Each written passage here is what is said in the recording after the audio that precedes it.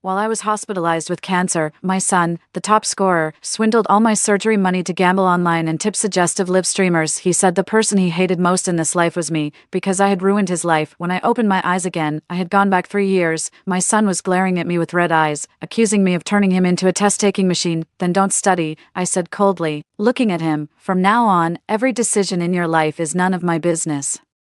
This time, I gave my son all the freedom he kept saying he wanted, but in the end, he was crying his eyes out with regret. 1. In the citywide unified exams for his sophomore year of high school, my son came in first place again. The news quickly reached me through my colleagues, who were all full of praise. I'm so envious of you, Vesper, to have such an outstanding son. If I were you, I feel my life was complete. I smiled politely. Once upon a time, I would have felt exactly the same way.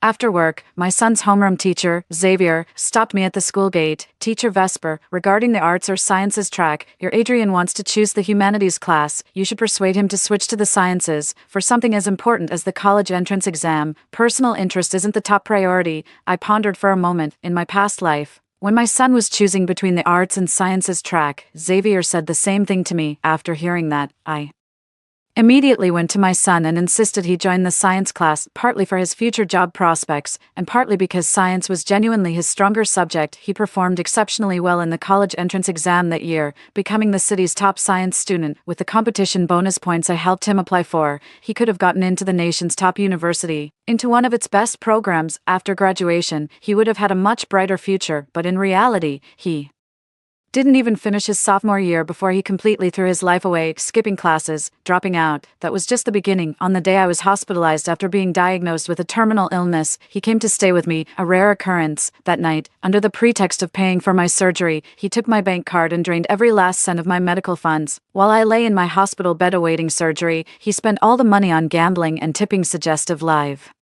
streamers. The 800,000 yuan in emergency funds, scraped together through great effort, he squandered completely in a single night. After I found out, he just smiled and said, "Mom, don't you know, you're the person I've hated most in my entire life. How can someone who ruined their own child's life even deserve to go on living? Just go die already." Thinking this, I shook my head and said, "Xavier, if he likes the humanities, just let him choose that path. The child is grown now and has his own mind. I won't interfere anymore." With that, I picked up the bag of exam papers and walked away without a backward glance. Too, that evening, as I was hunched over my desk grading my students' papers, my husband Harold called, furious, "Vesper, what gives you the right to decide our child's future on your own? Yes, and you're going to say you gave birth to Adrian again. So what? Don't you forget what his last name is. He carries half of my Yin family's blood in his veins." I cut through his anger. "Come back this weekend. We need to settle that matter." Hanging up the phone, my eyes immediately fell on my son, Adrian, dressed in his school uniform with a black backpack slung over his shoulder. He stood in the doorway with red-rimmed eyes. It was impossible to tell how long he'd been waiting there. When his eyes met mine, his face instantly contorted with pure hatred, as if he were looking at a mortal enemy. "Why do you have to interfere with even this, my choice between the arts and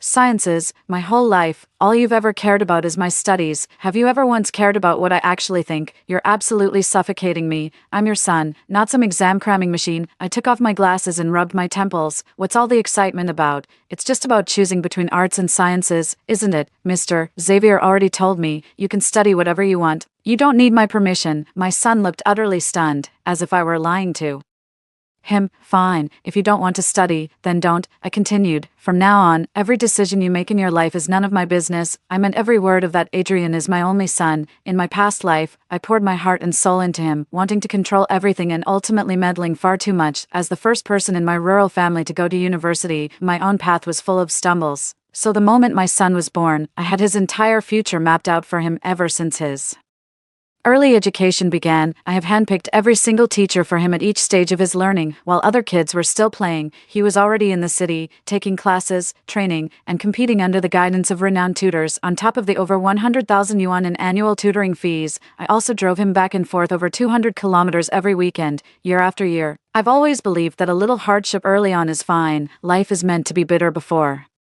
it turns sweet. After all, how could you ever gain control over your own life by just lying back and taking it easy, all happy-go-lucky? Aren't you just threatening me? My son suddenly yelled, then slammed the door and went back to his room. I sighed. My son thought I was just saying it in a fit of anger. 3. On Saturday morning, the son's gloomy expression instantly brightened when he learned his father Harold was coming. He happily went back to his bedroom to change, humming a tune while washing up.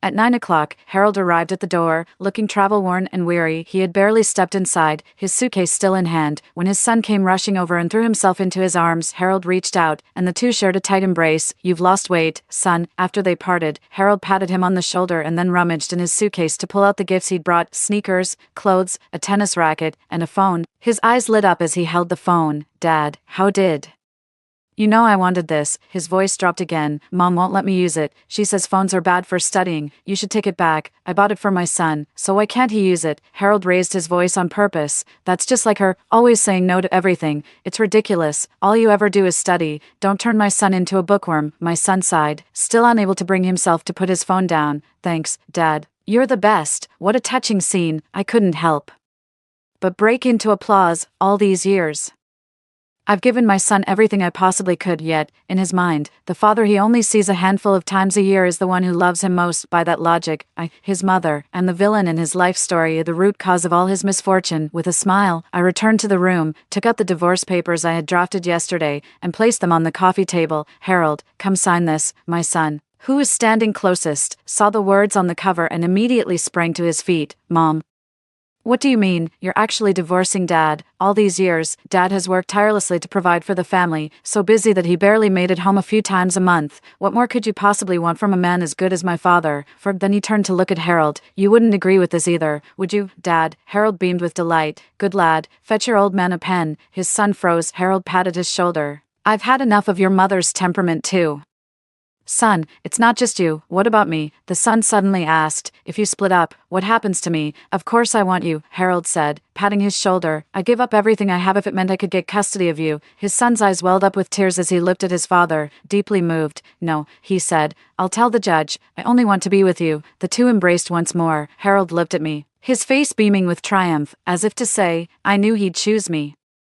I'm not surprised in the least. In my past life, my son hated me so much, not just because I was overly controlling, but also because of his father's death. 1 month before the college entrance exams, Harold was driving the wrong way on the highway, collided with a large truck, and his car instantly caught fire and burst into flames. When he was brought to the hospital, he was alive, but in a state worse than death, suffering from damage to his body and brain organs, with severe burns covering his entire body. Even if he were revived, it would be a fate worse than death. In the end, I signed the DNR order to avoid affecting my son's exam performance. I waited until after the college entrance exams to tell him. My son was devastated. He felt like an unfilial son for not even getting to see his father one last time. From that moment on, my son saw me as nothing less than his sworn enemy. He hated me for keeping everything from him. He hated me for failing to save his father, and he hated me most of all for putting his studies above everything else in his life. So when I got that terminal illness later, he said I deserved it. Well, I suppose I did deserve it. Who's the one who brought such a monster into this world? After watching this touching father-son act for so long, I have to speak up. Hold on, let me say something. First of all, this house has always been mine. When we got married, your family was dirt poor and didn't contribute a single thing. Secondly,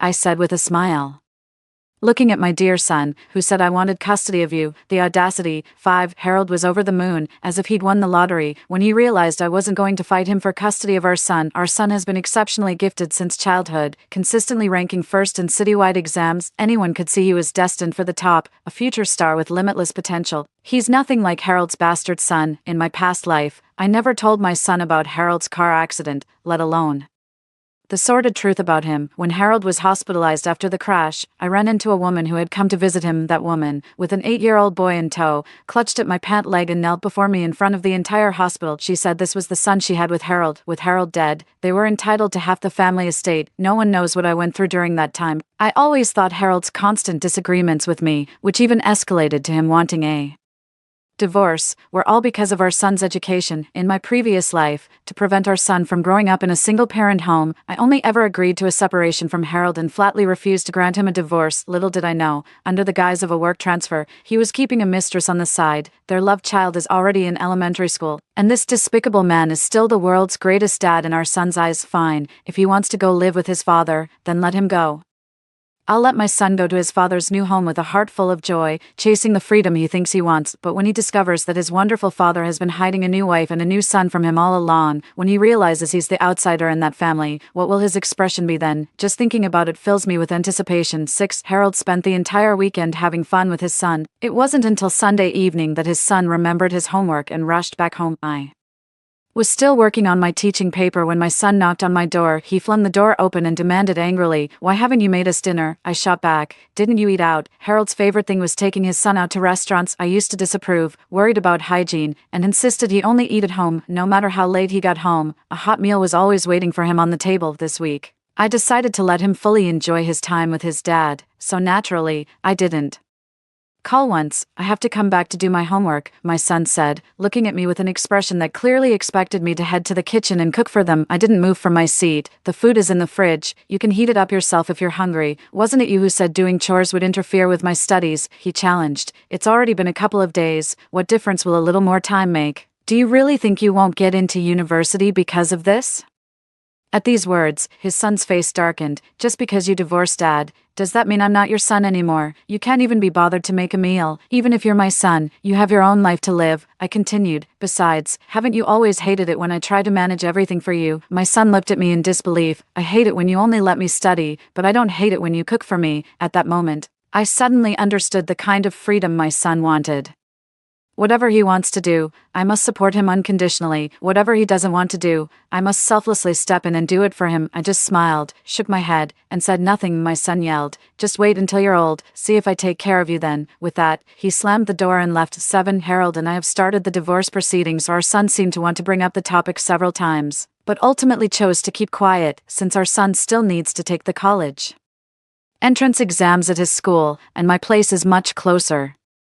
He'll be staying with me until the exams are over, but he's completely giving me the silent treatment. As soon as he gets home, he shuts his bedroom door, dead set on not saying a single word to me. I've gotten used to it. Besides, not having to do his laundry, cook his meals, go over his test papers, supervise his studies, or drive him to his weekly tutoring sessions in the city, I suddenly have a lot less on my plate. I began to reflect on myself. Perhaps, in my past life, did I really discipline him too much, without even realizing it? Did I impose my own will upon him? Is that what led him to develop such a temperament? If I hadn't forced him to study, would he have avoided that path of ruin later on? But soon, what happened next gave me a new perspective. 8. Harold claimed he only wanted custody of our son, but when it came down to dividing the assets, he changed his tune. Although the house we currently live in was bought by my parents before the marriage, after we got married, we took out a loan to buy a ready-built apartment in the city center of the provincial capital for our son's sake. The monthly mortgage payments are covered entirely by my housing provident fund. The property Harold is fighting for is this very apartment, he argued emphatically. We bought this place together for our son's future marriage. Now that he's living with me,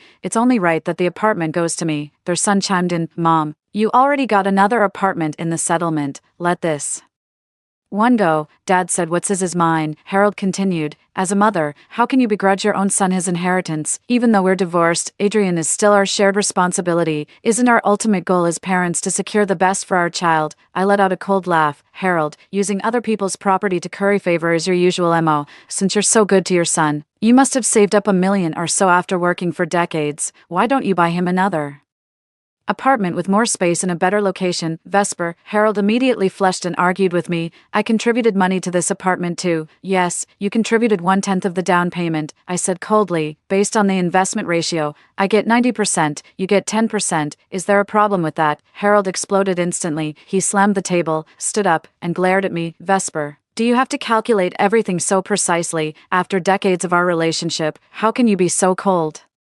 blooded?" His accusation left my mind completely blank. I couldn't believe it. I truly couldn't believe he could say my lines with such a straight face and unshakable confidence. After saying that, Harold nudged his son's arm. "Adrian, you should talk some sense into your mother too. This is your future inheritance." The son hesitated for a moment before saying, "Dad, whether it goes to you or Mom, won't it all end up being mine anyway?" "Not necessarily," Harold whispered to him. "If your mom finds someone new and has another kid, your share is gone, isn't it?" I gave them both a long, hard look. What a pair. One has the nerve to lie, and the other has the nerve to believe it. Unbelievable. 9. Harold refused to sign the divorce papers, all because of the property settlement. He even convinced himself that my sudden decision to divorce meant I must have been seeing someone else, and that's why I was in such a hurry. So, he resorted to a truly despicable tactic. "He's stalling," he started, avoiding any discussion about dividing our assets, ignoring my texts and refusing to answer my calls. On top of that, he knows exactly how to ruin a woman's reputation by spreading vicious rumors. Every time he ran into a classmate or relative, he would trot out his usual routine, accusing me of being a heartless woman. His line was always the same. With our son about to enter his final year of high school, How could a mother possibly have an affair? Not only was I seeking a divorce, but I was also trying to swindle our son out of his inheritance. On the surface, he never directly blamed me, but every word he spoke carried the same underlying message. I'm heartless and cold-blooded, nothing like a good mother or a good wife, and with my son's poor grades since switching to the humanities track, his words gained even more credibility. In no time, all sorts of rumors and gossip about me spread throughout the entire workplace. Even my son's homeroom teacher, Xavier, felt the need to drop a few hints, both subtle and not so subtle. The point is, this is a critical period for the child. We should just bite our tongues and put family conflicts on hold for now. Just before I was completely drowned in a sea of gossip, I took some leave and went to a hospital in the provincial capital for a full-body checkup. In my past life, I died from cervical cancer. There were no symptoms in the early stages. By the time it was detected again, it was already at an intermediate or advanced stage. Not long after I received my latest medical examination report, the doctor informed me that, as it was detected relatively early,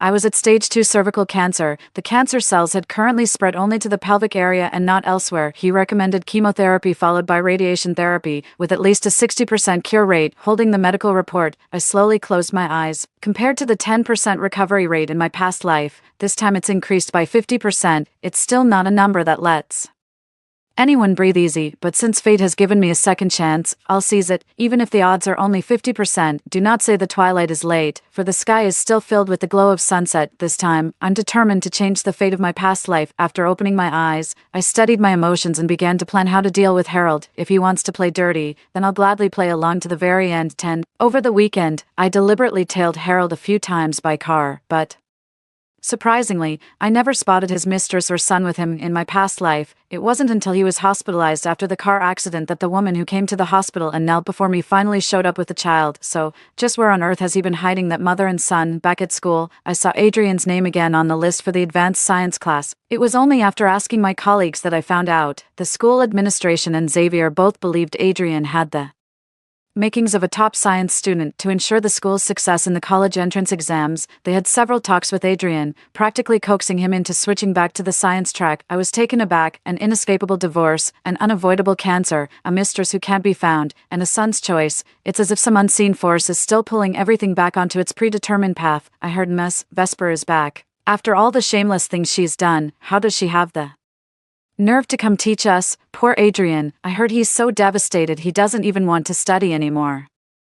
I stood at the classroom door, about to push it open with force, when a clear female voice rang out. Did you actually see it with your own eyes? The other students paused for a moment. A boy then said angrily, everyone's saying it. Besides, if her conduct was above reproach, why would people be talking about her? The girl retorted calmly and firmly, if you believe everything people say, what's next? If they told you to eat dirt, would you do that too? Aren't you old enough to think for yourself? Teacher Vesper has taught us for so long. Do we really need others to tell us what she's like? The boy sneered. What kind of personality? The Wicked Witch of the West. Out of all 12 classes in our grade, ours is always the last to be dismissed, and we get the most physics homework, the girl retorted. But our class also has the best physics grades, and out of all the physics teachers, Mr./MS, Vesper is the best one. Just as the boy was about to argue back, I pushed the door open, walked slowly to the front of the classroom, scanned the room, and spoke. Class is in session. 11. After class, the class representative brought the homework to my office. She was the girl who had just spoken up for me, a student with outstanding academic results. After setting down the homework, she said quietly, Professor Vesper, a lot of us believe in you.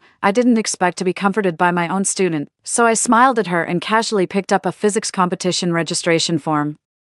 Mira, I remember you're quite good at physics. I'm looking for a student to mentor for this year's competition. Would you like to give it a try? Of all the children in the class, Mira left a deep impression on me. She was diligent and hardworking, consistently ranking in the top 10 in school exams, but in her previous life, Mira never took the college entrance exam. Mira lost her mother in early childhood. Her father was a gambler and, in a drunken state, sold his daughter. As a result, Mira dropped out of school in the first semester of her senior year. Not long after, she was found dead by suicide at home. I won't let the tragedy that befell her happen again. Just as I refuse to believe that the script of my life cannot be rewritten. Myra's eyes widened in pleasant surprise. I'd love to, but I'm worried. There's nothing to worry about, I said. If you genuinely want to participate, I'll train you to win at least a provincial second prize or better, but let me be clear up front.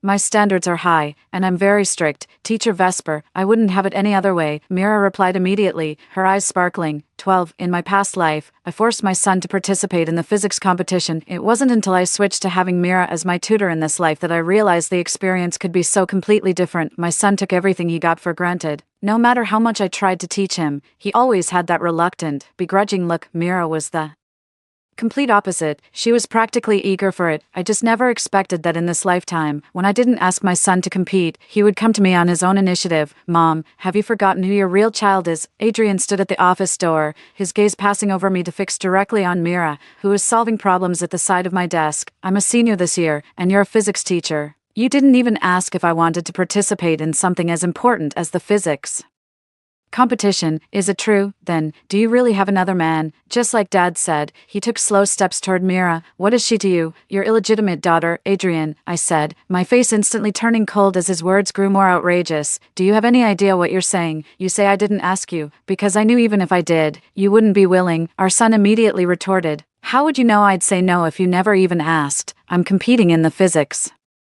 contest this year, too. I was taken aback. So, you want me to tutor you? A flicker of embarrassment crossed my son's face, quickly replaced by a fierce scowl as he said, You think you're my only option? Other tutors are begging to teach me. Just wait until the competition. I'll show you how I'll crush that student you picked. With that, he turned his head and stormed off in a rage. Not long after, Xavier came to see me again. Professor Vesper, why is Adrian so dead set on entering the physics competition? He's made up his mind and won't budge. Frankly, none of us think it's a good idea. He's missed months of classes. His priority right now should be catching up. He's your own son, Professor Vesper. If you don't step in, who will? Understood. I closed my eyes and said nothing more. 13. Mira is a very capable student. Over the weekend, she had a question she couldn't figure out, so she came straight to my house to ask. My home address is no secret to my students. I used to invite them over for meals quite often. Teacher, am I disturbing you? Not at all. Curiosity is a student's most precious quality. I explained the approach to the problem and then invited her to stay for lunch. When my son got up, this was the scene that greeted him. I was cooking in the kitchen, while Mira was hunched over the desk in the living room, diligently working on her problems. His face instantly darkened, and he stormed into the kitchen to ask me, Mom, why is she in our house? I was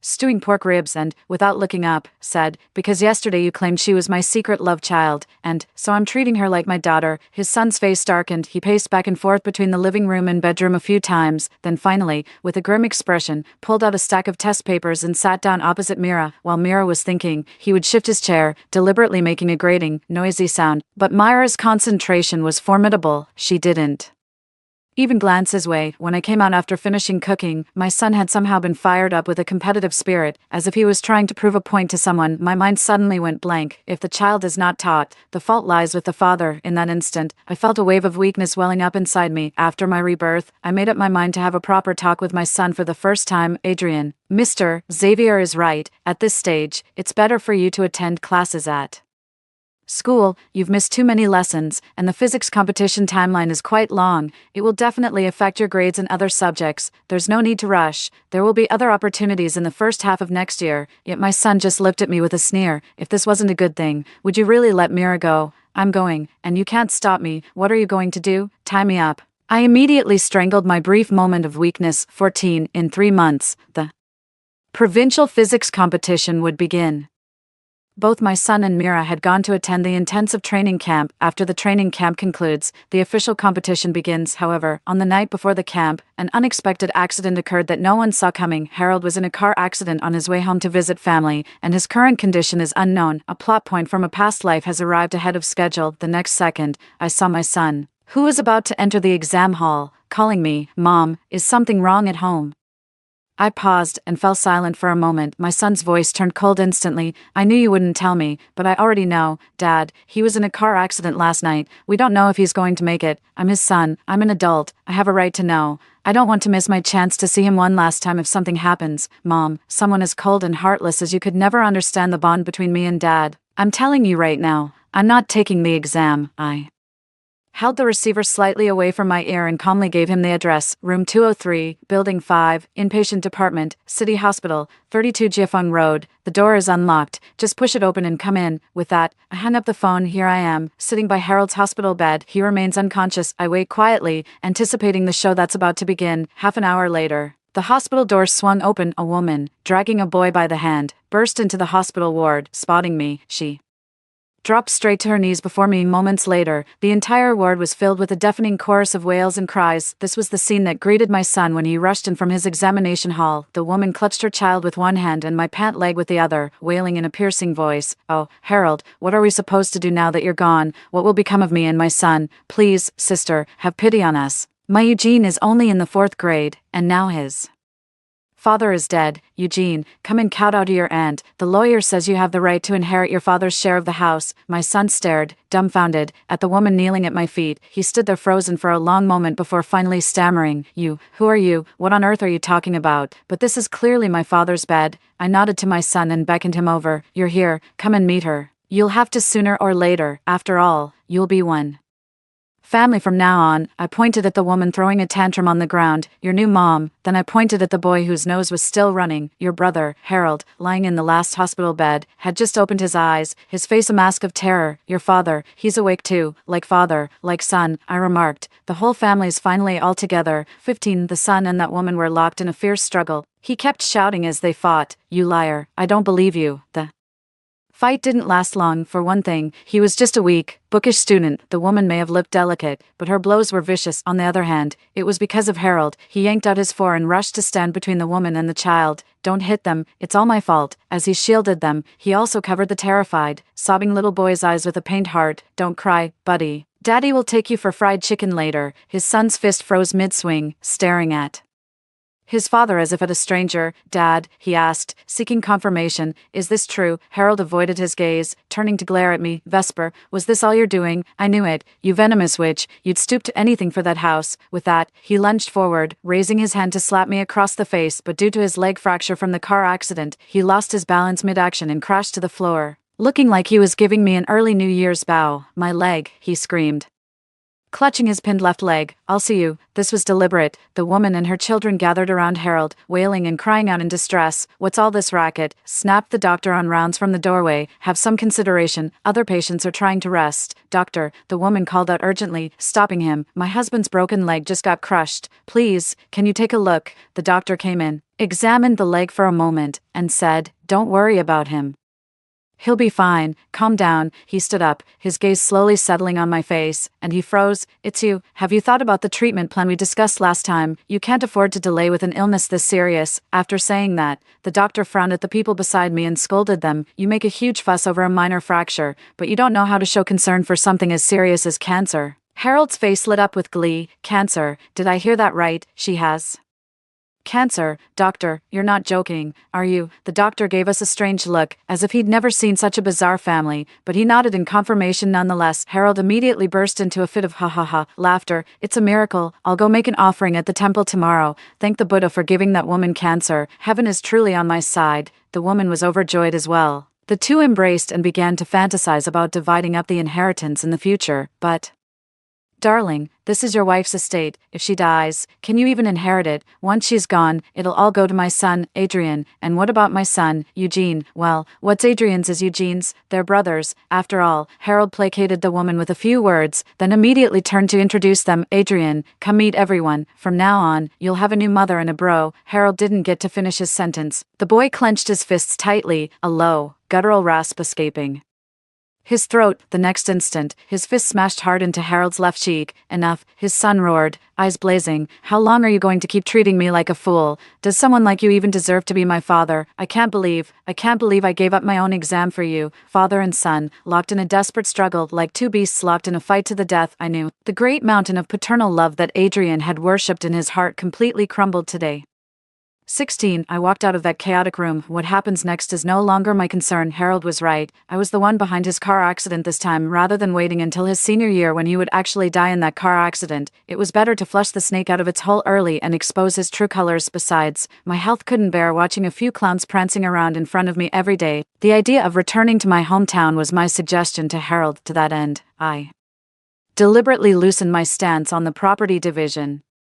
on the condition that he would agree to return to my hometown with me to meet my family. I was the one driving on the way back. I deliberately bribed a familiar cattle herder to pretend he lost control of his herd, letting them stampede onto the country road and block our path. The payment was a spot for his child to attend the central school in the city. For his child's sake, he was naturally willing to help me wholeheartedly. Then, in that critical moment, I jerked the steering wheel, redirecting the impact with the mountainside toward Harold's side of the car. I didn't intend for Harold to die in the crash, just to knock him unconscious temporarily. Finally, I got hold of his phone and sent a mass text to all his contacts. I've been in a serious car accident. It's bad. Honey, you need to bring our son to the hospital right away and find Vesper to claim your share of the house and the inheritance. No need to write too much. After all, the right people will come rushing over soon enough.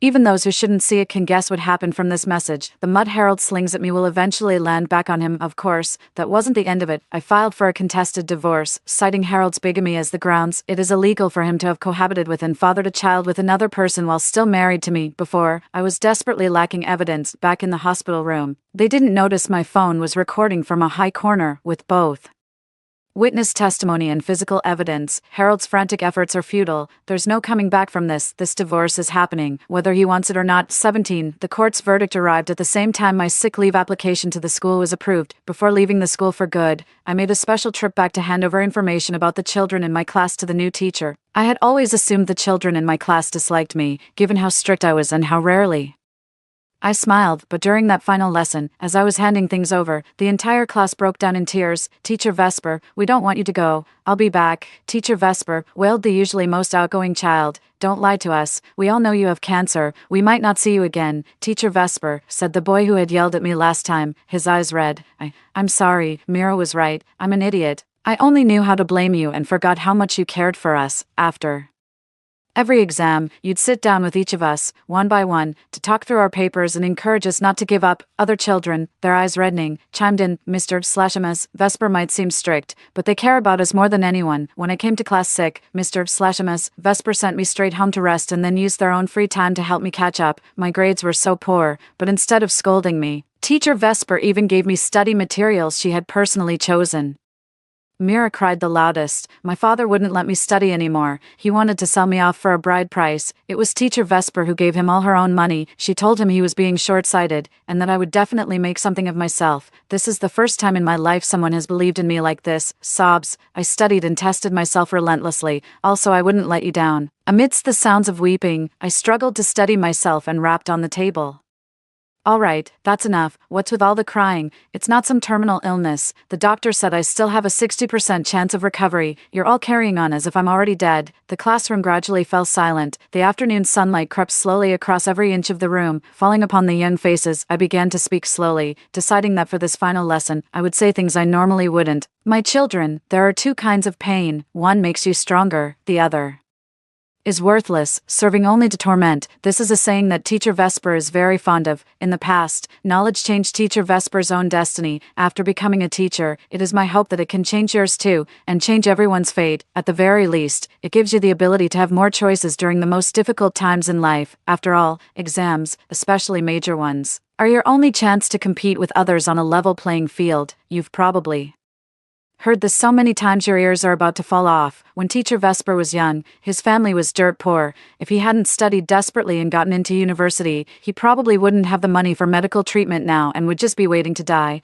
I'm not saying all this to glorify the pain you're feeling now. Teacher Vesper hates suffering too. But Teacher Vesper understands that pain cannot be avoided or dissolved if you resent the life and the rules that cause you such anguish now. Then Teacher Vesper hopes that in the future, this very pain will give you the capability and the means to change them, to build a fairer future for the next generation, and the one after that, because the present we live in was built through the struggles and efforts of generations before us. Class dismissed. 18. I went through a long and arduous course of treatment. The end of the college entrance exams also marked the day I won my battle against cancer. No one expected that Mira would end up being this year's citywide top scorer in science. With the extra points from her provincial first prize in the physics competition, she can now choose any university and major she wants. Time flies, and the story of the carp leaping over the Dragon Gate repeats itself, just with a different protagonist this time. When the results came out, she, who is usually so composed, called me in a frenzy to share the good news. Should I choose Tsinghua or Peking University? She asked.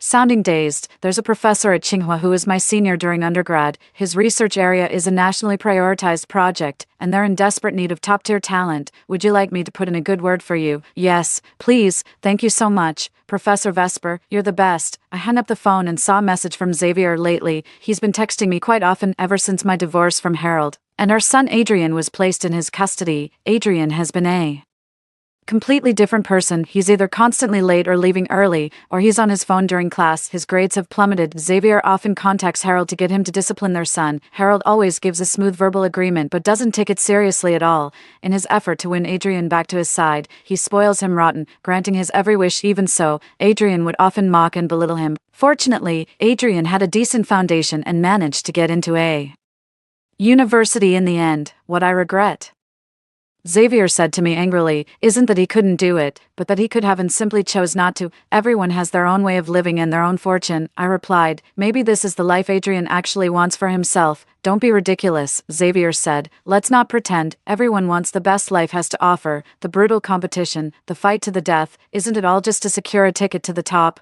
Children are always naive. As their guides, we cannot afford to be. People are different, was all I could say in reply. Professor Vesper, oh Professor Vesper, I never thought you'd truly give up on him. Others you might abandon, but he's your own flesh and blood. For a woman like you, isn't a child's success the ultimate fulfillment of your life? You'll regret this someday. Finally, he sighed and hung up the phone. The next time I saw Adrian, he was already in his senior year of college. He wanted to study abroad to further his education and asked me for 200,000 yuan. With the job market the way it is, a bachelor's degree just isn't enough to land a job. Adrian complained impatiently over the phone. I've sent out my resume for the fall recruitment season over and over, but companies take one look at my university and toss it out. I didn't give him any money, but I did put in a word for him at Myra's company. Mira started her own business back in her sophomore year, and it's already grown into a proper startup. He buckled down and worked hard, knowing this industry was the next big thing. As it turned out, Adrian never showed up. I only found out later that Adrian's plan to study abroad was just an excuse. He had fallen back into his old ways, becoming addicted to gambling all over again. The whole studying abroad thing was just his excuse to scam people out of money. At first, it was just his monthly allowance.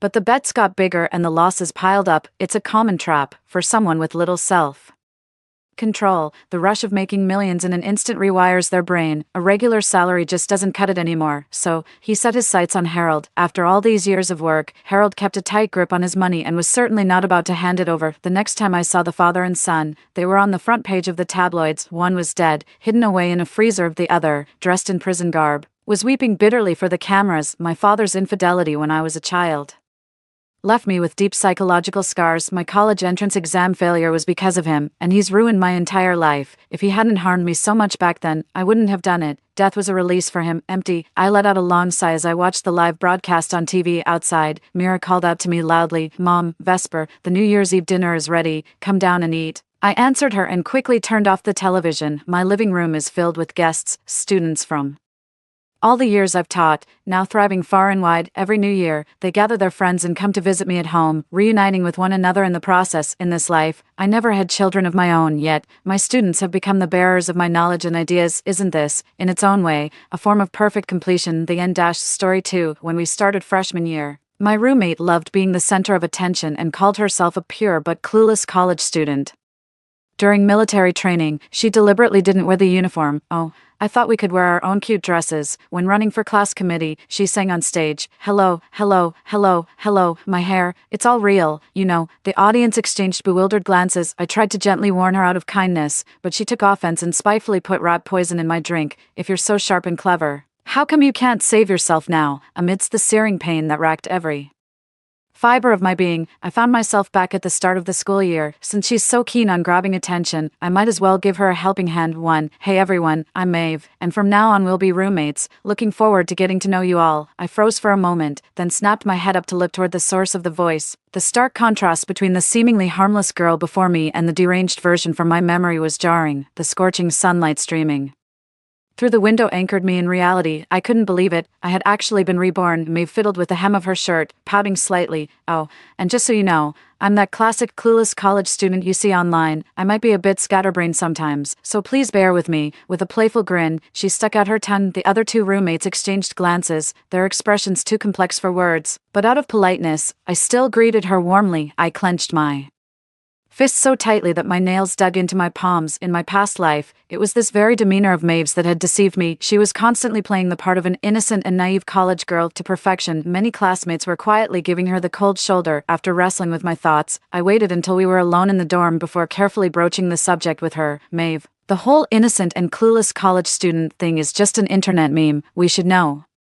When to drop the joke, a flicker of irritation and malice crossed her face, but I failed to notice it at the time. The moment I drank the drugged water she handed me, her face contorted into a frenzied mask, eyes glaring with viperous intensity as if to devour me. Excruciating pain seized my entire being, sending me writhing helplessly on the ground, her voice now a hellish shriek. "Oh, you're so clever, if you're really that sharp. Why can't you get yourself out of this mess?" The last thing I saw before losing consciousness was her maniacal, sneering face looming over me. Even now, I can feel my body trembling faintly as the searing pain hasn't fully subsided, my eyes burning crimson. To avoid raising suspicion, I had to feign illness and rush into the restroom. The cold water splashed on my face, its refreshing chill gradually clearing my mind. I will have my revenge. My eyes hardened as I stared intently at my reflection in the mirror. Since I've been given a second chance, I'm determined to make the most of it. Since Maeve is so fond of putting on a show and grabbing attention, I might as well give her a helping hand too. Though autumn had arrived, the sun overhead remained scorching. Heels together, toes apart, legs straight, stomach tucked in, lean forward. The drill instructor's booming voice pierced through our ears as beads of sweat dripped from our foreheads. Everyone was utterly miserable. Reporting, sir. I overslept and ended up late. A soft, delicate voice rang out, drawing everyone's gaze toward its source. A mocking smirk tugged at the corner of my mouth as I turned to watch the drama unfold. There was Maeve, wearing a pink peplum dress with two messy buns perched haphazardly on her head, looking completely out of it, which would have been fine anywhere but a military training session. The instructor had never seen such bizarre behavior before and was momentarily stunned into silence. He furrowed his brow and demanded sharply, "What's your name? Forget being late for a moment. Who gave you permission to wear that to military training?" Hearing this, Maeve froze for a second. She stared blankly at the instructor, her face filled with self-blame and regret.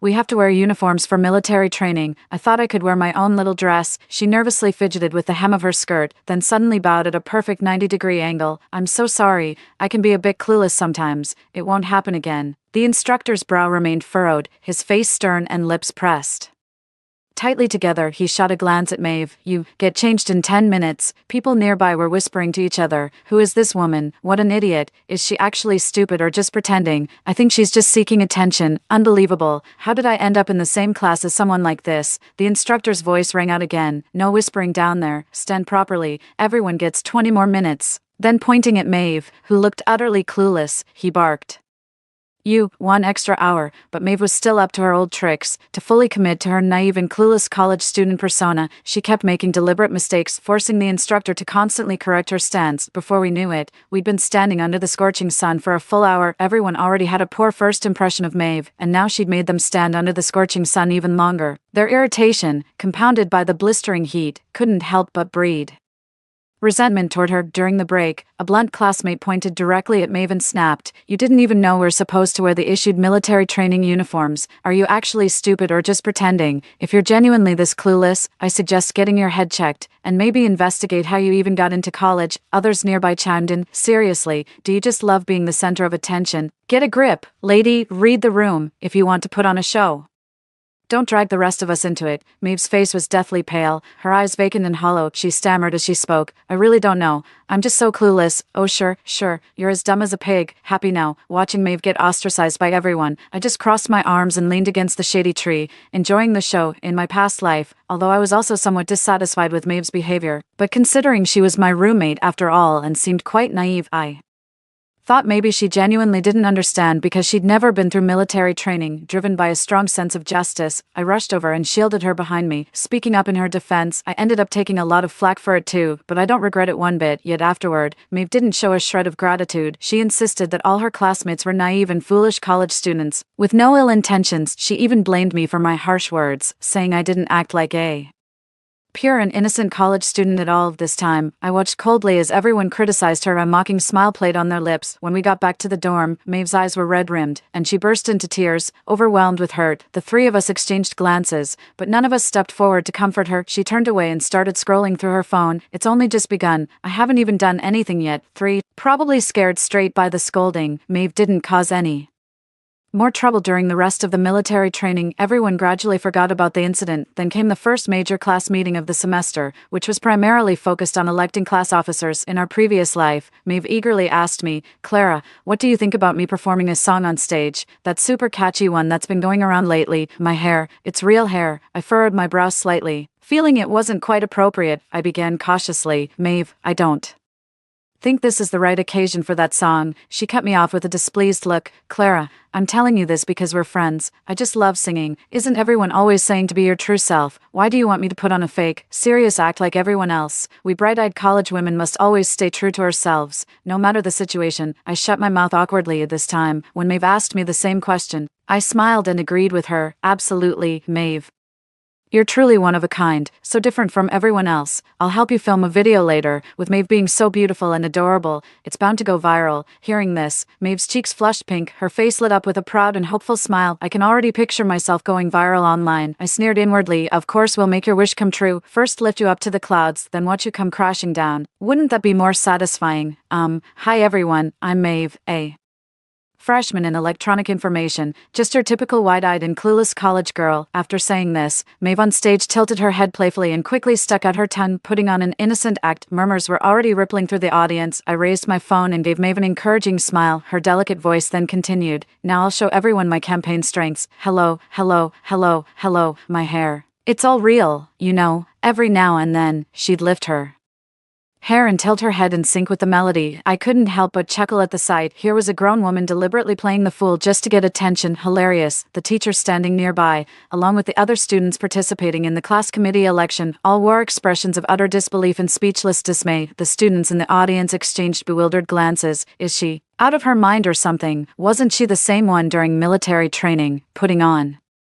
an act to get attention? Better not say it. What if she really has some screws loose? Maeve on stage couldn't hear these hushed whispers from the audience. Even if she heard it, she wouldn't have taken it seriously. That's enough. Class committee elections aren't for showcasing your talents. The teacher finally couldn't stand it any longer and cut in promptly. Maeve, who had been interrupted, looked somewhat displeased. She stood on the stage, nervously twisting the hem of her skirt with her right hand, wide-eyed and tilting her head. She asked the teacher, "Is this not allowed?" "Teacher, I'm sorry. I didn't know. I thought it was okay. I'm just a naive and clueless college girl who doesn't understand anything." "Cut the crap. How can an adult be so emotionally immature? Stop pretending." A fed-up student in the audience shouted angrily, and the crowd quickly joined in. Maeve, stunned by the retort, flushed and then paled, glaring fixedly at the boy who had just spoken. "Everyone online says college students are naive and foolish. What exactly are you questioning about me, lady? I'm begging you, if you want to put on a show, do it at home. The school doesn't welcome you here." The teacher finally stepped in to separate the two as their argument grew increasingly heated. But after today's incident, everyone's prejudice against Maeve only deepened. Someone openly called her out on the campus forum. "Hey XX from Electronics and Information Class 2. That empty head of yours is always scheming for attention, wearing skirts during military training, singing annoying jingles at class meetings. If nothing else works, we'll crowdfund an IQ test for you." Some even had the audacity to confront Maeve directly in the class group chat. Maeve stared at the rapidly scrolling messages, her face flushed bright red as she glared fixedly at her phone. "How dare they say these things about me? The internet already labels me as a naive and foolish college girl. Why do they have to be so aggressive?" Our response was a unified silence from the three of us who remained. The other two exchanged a glance and wordlessly stepped out in unison. Only Maeve and I were left in the dorm room. In my past life, right around this very moment, out of genuine concern, I carefully chose my words to gently remind Maeve, yet she flew into a humiliated rage, directing all her pent-up fury at me. With a vicious glare, she watched me writhing in pain on the ground. "You bitch. What nonsense are you spouting? This is all your jealousy. You must have sabotaged me. How else could this happen? Oh, you're so clever. If you're really that sharp, why can't you get yourself out of this mess?" At that thought, a dull, churning pain began to stir in my stomach again. I masked the hatred in my eyes and smiled as I handed my phone to Maeve. "Maeve, look, I recorded your singing. Isn't it absolutely adorable? Maeve, you're not just beautiful but also incredibly adorable. In internet slang, you've got that clueless college student charm. Don't worry about those people not getting it. The public always recognizes genuine appeal. If you post it online, everyone would absolutely adore you." Maeve, who had been fuming moments earlier, broke into a radiant smile at my words. She tilted her head, adopting a slightly bashful expression as she feigned concern. "Really? But there are so many gorgeous girls online." I firmly turned her to face me and said, "Don't worry, Maeve. There may be plenty of pretty girls, but you're the only adorably Clueless college student, she seemed convinced by my words, and after some half-hearted refusals, she finally uploaded the video online, with the caption, "OMG, I had no idea we weren't supposed to sing during class committee elections. This is so embarrassing." Maeve's video went viral the moment it was uploaded. The reason is simple, she's truly pioneering in her niche. Netizens were just in the mood for some entertainment. That evening, Maeve clutched her phone, her cheeks flushed with excitement. "Clara, can you believe it actually went viral? I'm about to become a major influencer. Let's see where those haters can hide their faces now. Unless they write me a 5,000-word apology letter, I won't forgive them. How dare they question an innocent college girl? My followers just jumped by 500K. Everyone's saying I'm the perfect example of today's adorably naive college student." I simply smiled without a word. Initially, Maeve's video comments were filled with hilarious roasts from witty netizens. "That look just screams future college freshman. You'd never see that expression from someone who's worked a single day. OMG, watching her sing that brainworm bop is killing me. Face with tears of joy. The dust mites on my mattress are literally shaking with laughter. Haha." But since it went viral, it inevitably got seen by some schoolmates who'd heard of Maeve. They started leaving salty comments under the video. As someone in her major, let me just say there's a fine line between quirky and cringy. She showed up late to military training wearing a cutesy dress on purpose, and during class elections she hijacked the stage to sing viral songs. Do people actually find that kind of behavior endearing? I can vouch for the previous commenter. We're in the same class. Let's just say she's the type who'll do anything for attention, completely disregarding how it affects others. If this is true, then this blogger is really hard to defend. These actions do seem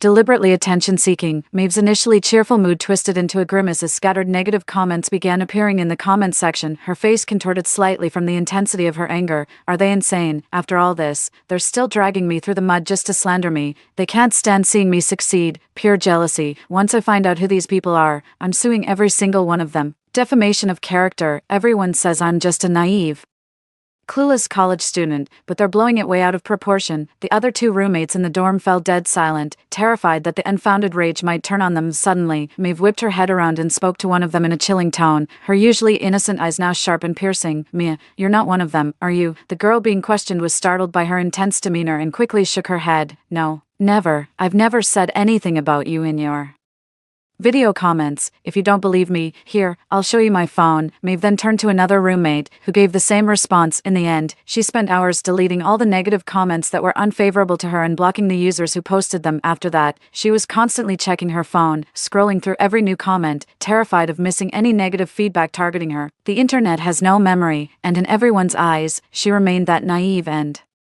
foolish college girl, but I wasn't about to let her get away with it. They first lifted her to the clouds, making her lose all sense of reality. 5. Internet fame is always as fleeting as the wind. With Maeve's overnight success, many imitators have jumped on the bandwagon. Some even mimic her more convincingly, more innocent, yet more foolish. Maeve certainly wouldn't allow these imitators to get more popular than her, so she poured all her energy into creating videos with meticulous effort, skipping elective classes and slacking off during major courses to scroll through videos, watching other naively clueless college students' series, occasionally letting out a few scornful and mocking comments. "Seriously, this is so dumb. It's obviously fake. How did this even get over 1 million likes? She looks at least 27 or 28, doesn't she? And she's still pretending to be a college student. Do these netizens even have any judgment? How could this older woman possibly be one of those naive and clueless college kids?" Every time the professor called on Maeve in their major class with a furrowed brow, she would always pout and bat her eyes. "Professor, I don't know how. I'm just not very bright." Eventually, even the teachers gave up on her, allowing her to play on her phone during class or even skip lessons altogether. The only consequence was that she lost her participation grade. Her classmates had long grown accustomed to her behavior. Aside from gossiping about her behind her back, there was little else they could do, so they simply kept their distance from her. The 3 rows surrounding her seat remained completely empty, yet she remained unfazed, convinced her classmates were simply jealous of her newfound internet fame. "They're just jealous of how popular I've become." Even so, Maeve's follower count continued to grow at a sluggish pace. "Clara, how can I go viral again? So many people are copying my style now. Some of them even have more followers than I do." I shook my head, indicating there was nothing I could do to help, but I pretended to bring it up casually. "Hey, I heard the school is organizing a singing competition for National Day. It's supposed to be a joint event with several other universities, and they've even invited some media outlets. If someone gets popular from this, it could really launch them from obscurity to fame. What a shame. I'm just not that lucky. With this voice of mine, singing is out of the question." Hearing this, Maeve's eyes flickered with thought. She asked me for the event details. and immediately started tinkering away. I glanced over and saw it was the event registration page. A slight smile touched my lips. My plan had worked. This time, it will propel you to the highest peaks, but when you're up high, is the ground beneath you truly solid? Perhaps it's merely an illusion crafted by those with hidden agendas ready to send you plunging into the abyss when you least expect it. 6. Hey everyone. I'm contestant No. 9 Maeve. You might have come across my videos online. Yep, I'm that delightfully clueless college girl. On stage, Maeve still radiated that signature blend of innocence and utter goofiness, and so, the audience found themselves subjected once again to her insanely catchy anthem, egg yolk duck yolk poached egg, a choo-choo little choo-choo, diamondback rattlesnake, choo-choo little choo-choo. With exaggerated eye-rolling, foot-stomping, and pouting, she put on a sickeningly sweet act of cuteness. The audience felt like they'd been plunged into darkness. How dare someone of this caliber even show up to a competition like this? It's an assault on my ears. I know, she's a minor influencer, probably just filming for clout again. They're all like that these days. Even influencers should know their limits. The deliberate dumb act is just ridiculous. I raised my phone above the crowd, angling it perfectly to capture Maeve's pretty face and her exaggerated ditzy beauty routine in all its cringeworthy glory. After her performance, Maeve came running over to me, beaming with excitement. Clara, let me see the video you took." I handed her my phone with a smile. Why do I look so short here? And this part, you totally missed capturing my expression. And also, alright, I'll just go back and do some editing, tweak the filters and all that. With this footage, let's see who dares challenge my title as the most adorably clueless college student. That very afternoon, the moment Maeve posted the video, it instantly racked up over 10 million likes and shares. Maeve was so thrilled in her dorm room that her eyes crinkled into happy little slits. I always knew I was born for the spotlight. Those middle-aged women trying to copy my naive and dumb college girl act. Do they even deserve to? Someone genuinely clueless like me should be the one going viral. She then turned to us cramming for midterms and said, "Honestly, you're wasting time with these rigid textbooks. Live authentically like me. Be bold. Be yourself. Look how much engagement I'm getting. Brands are lining up to collaborate." She let out another inexplicable chuckle. "Forget it. You guys don't have anything eye-catching anyway. Just focus on your studies. When I become a famous influencer someday, I'll hire you as my assistants." I tend to speak bluntly. It's because I'm just a naive and clueless college girl. I'm sure you won't mind, right? The other two flushed bright red with anger at her outrageous remarks. One of them wanted to argue back, but was stopped by the person beside them. After a long pause, she finally managed to squeeze out a sentence. "Well, let's hope our big shot influencer doesn't flunk the midterms. I heard this one's really tough. How embarrassing would it be if she can't even pass a simple midterm exam?" "Oh, stop worrying about her. She'll be fine. The teacher doesn't even call on her in class anymore." Catching the thick sarcasm dripping from their words, Maeve shot them a furious glare, but she was also deeply unsettled. She truly hadn't learned a single thing since the semester began. Nothing from the lectures ever stuck in her mind, let alone the homework assignments. When the teacher said she'd get 0 for class participation, she thought it was just an empty threat. It seems to be true now. She was torn between conflicting emotions at that moment, thrilled about reaching 1 million followers, yet filled with dread at the thought of her upcoming exams and results. She didn't want this little blemish to tarnish her path to becoming an internet celebrity. Just then, a link popped up in one of the QQ groups she was in. 7. "Aren't you going to study, Maeve? I heard the midterms are going to be really tough." I put on a deliberately puzzled expression and asked Maeve with feigned curiosity. Maeve is happily putting on makeup in front of the mirror. She's been at it for 2 hours now, but she's still not satisfied. "Oh please, I don't need to study. Sure, I might be a naive and silly college girl in real life, but when it comes to academics, I've totally got it covered. I just need to skim through the book before the exam and I'll understand everything." "Ugh, stop distracting me. You made me mess up my eyeliner. I've got a video shoot later. Don't talk to me anymore." From an angle she couldn't see, the corner of my mouth curled into a mocking smirk. "Looks like the fish is biting." I've always known that in all the school's package delivery groups, class substitution chats, and secondhand forums, there are messages about getting on board for exams. I deliberately studied in front of Maeve to provoke her irritation and anxiety. She's bound to take desperate measures. Seeing her current state, I'm absolutely certain she will cheat on this midterm exam. What a shame. Little did she know that this midterm exam was actually a coordinated effort by the school to identify which students had been cheating, a carefully laid trap with the teachers. The answers aren't entirely answers, they're half-truths at best. It's all about who dares to copy them. By analyzing the final accuracy distribution, we can easily spot those who bought the answers. Soon enough, the day of the final exam arrived. Maeve was sitting right behind me, humming a carefree tune and even posting a new video right before the exam started. I may be a naive and silly college student, but when it comes to exams, I'm absolutely brilliant. The comments section was flooded with nothing but praise. "Wow, sis is amazing, a total airhead in daily life but actually a straight A student." This contrast is everything. Waiting for your good news, shut those haters calling you stupid right up. Maeve was in a great mood. During the exam, she kept making noises repeatedly. Sometimes she'd let out a sharp exhale, other times she'd abruptly stop writing. Finally, just half an hour into the exam, she suddenly slammed her pen on the desk with a loud crash. As everyone turned to look at her, she slowly rose to her feet. A triumphant smile played across her face as she handed the exam paper to the proctor. The teacher simply smiled without a word, while she cast a disdainful glance at the other students still bent over their desks, then turned and strode out of the classroom with an air of proud triumph. Guys, I'm done with my exam. This level of advanced math was a piece of cake for me. Nailed it, fam. Oh no, my shoelace came untied. Is there anyone in the live stream who knows how to tie shoelaces? Can you teach me how to do it? This is so hard. I don't think I can.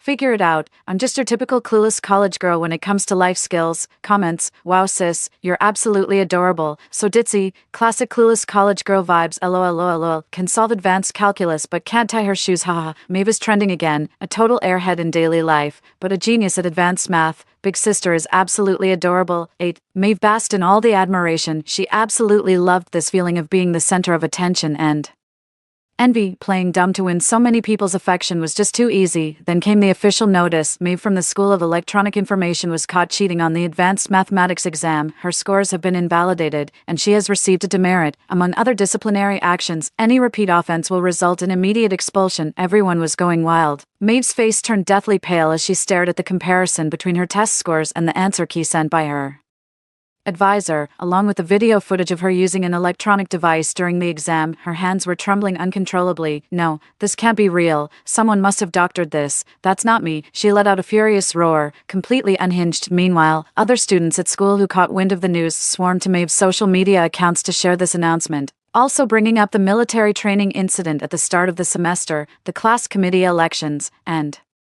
the campus singer competition. Realizing they'd been duped, netizens flew into a rage and banded together to raid all of Maeve's videos. I knew it. No grown adult could possibly be that dumb. I had a bad feeling the moment I first saw her. It was obviously fake. I heard she doesn't even attend classes, just spends all day chasing internet fame instead of doing anything productive. Constantly studying how to make videos and put on that dumb act with makeup. This is it, a cheating fraud. Trying to market herself as the beautiful airhead genius, she doesn't fit a single part of that description. Maeve tried to go live to explain herself, but the moment she started streaming, she was met with an overwhelming wave of mockery and insults. Terrified, she quickly ended the broadcast. As the cheating scandal came to light, more and more people came forward to dig up dirt on Maeve. She promotes shady products. I used to enjoy her videos and bought a product she recommended during a live stream. It ended up ruining my skin. When I checked, it turned out to be some unregulated junk produced in a sketchy workshop. I was her classmate. Not only did she act foolish on purpose during military training and class meetings, but she also frequently disrespected teachers in class. She even regularly slandered and spread rumors about other creators in her niche. I have recordings to prove it. But the most eye-catching was the latest video. The girl in the video was only about 18 or 19, yet she looked extremely frail, with pale lips and vacant eyes. In anguish, she revealed the scars on her body. Some clearly from burns were particularly shocking. She sorrowfully recounted how she had endured long-term bullying from a small group led by Maeve since 7th grade. He forced her head into the icy lake water in the dead of winter, and pressed burning cigarette butts into her arms and thighs. She thought about resisting, and even tried to fight back, but it only resulted in even more brutal beatings and curses. As a result, she developed depression and lived in a state of chronic nervous exhaustion. Even now, the shadow of long-term bullying still lingers. When I found her, her eyes were brimming with tears. Will she really face consequences for what she's done? Swallowing the lump in my throat, I began to speak. Of course, those who do wrong must face the consequences. Maeve was permanently branded with infamy, with every one of her actions being widely condemned by netizens, and the school ultimately expelled her, and she was saddled with massive debt for breaching the contract. The day Maeve slunk away from school, I made a point of standing at the gate to watch her leave. The weight that had been hanging over me for months finally lifted. I feel completely at ease, thoroughly enjoying my vibrant and passionate college life. Story 2. My sister has always been naturally kind-hearted, whereas I have always been seen as the bad seed. A heat wave was approaching, so we stockpiled supplies at home to avoid going out. When she saw a boy, who appeared to be around 7 or 8 years old, crying and asking for help, she decided to take him in. After all, we've prepared so much. One more person won't make a difference, especially since he's just a child. I warned her that the boy seemed unusually mature for his age and that things might not be as simple as they appear. I suggested we observe him a bit longer. She accused me of being cold-hearted by nature and let the boy into our house despite my concerns. Not only that, she convinced our mom to make me share a room with the boy that night. The little boy with ill intentions climbed into my bed. I was violated, and yet my sister asked me to forgive and forget, and to marry him. She even locked me on a sun-drenched balcony with temperatures soaring over 60 degrees Celsius to force my compliance. In a fit of rage, I set fire to the house, killing everyone. When I opened my eyes again, I was back to a day before it all happened, looking at my unscathed sister, and I laughed. This time, I will show them what being a true bad seed means. Eleanor, you're amazing for stockpiling so much, Aurora said. Now even if the heatwave lasts a month as the officials predict, we won't have to worry. The pain of being engulfed in flames was still fresh, yet I could already hear my sister Aurora's voice. Eleanor, go and prepare some more. The more supplies we have, the more people I can help. I stared blankly at Aurora in front of me. I was supposed to have died with her in the fire. Seeing no response from me, Aurora pushed me. Are you listening? I nodded and replied, I heard you. The reality of the touch made me realize I had been reborn, and I was reborn to the day before any of the tragedy had occurred. Aurora kept talking. That's right. I always said you need to control your temper and learn to be kind. It'll make you a better person. In my past life, I listened to her and our mom. I took out all my savings and stockpiled even more supplies when we already had enough. Soon after, the things I had desperately gathered were given away to others who hadn't managed to secure any. By her seeing me motionless, she urged, hurry up, what are you standing there for? I wiped the sweat from my forehead, licked my dry lips, and walked to the fridge to grab a cold Coke to quench the burning heat I felt. Then I looked at her and said, let's go together, used to bossing me around. Aurora was stunned by my suggestion. She quickly responded, it's so hot outside, running around could kill you, and it's chaotic these days. I don't want to go. Besides, you're strong and experienced. If I went, wouldn't I just be in your way? So, it turns out the heat could kill, and they were well aware of it. At this time last year, the temperature had already soared to 46 degrees Celsius, yet they still didn't care and sent me out to gather more supplies. I smiled at my mom. An extra person could lend a hand. Besides, my sister is worried about the heat. She could just wear sun protection and carry an umbrella, right? Or mom, why don't you come with me? Of course, my mom didn't want to go, and immediately looked at my sister. If your sister asks you to go,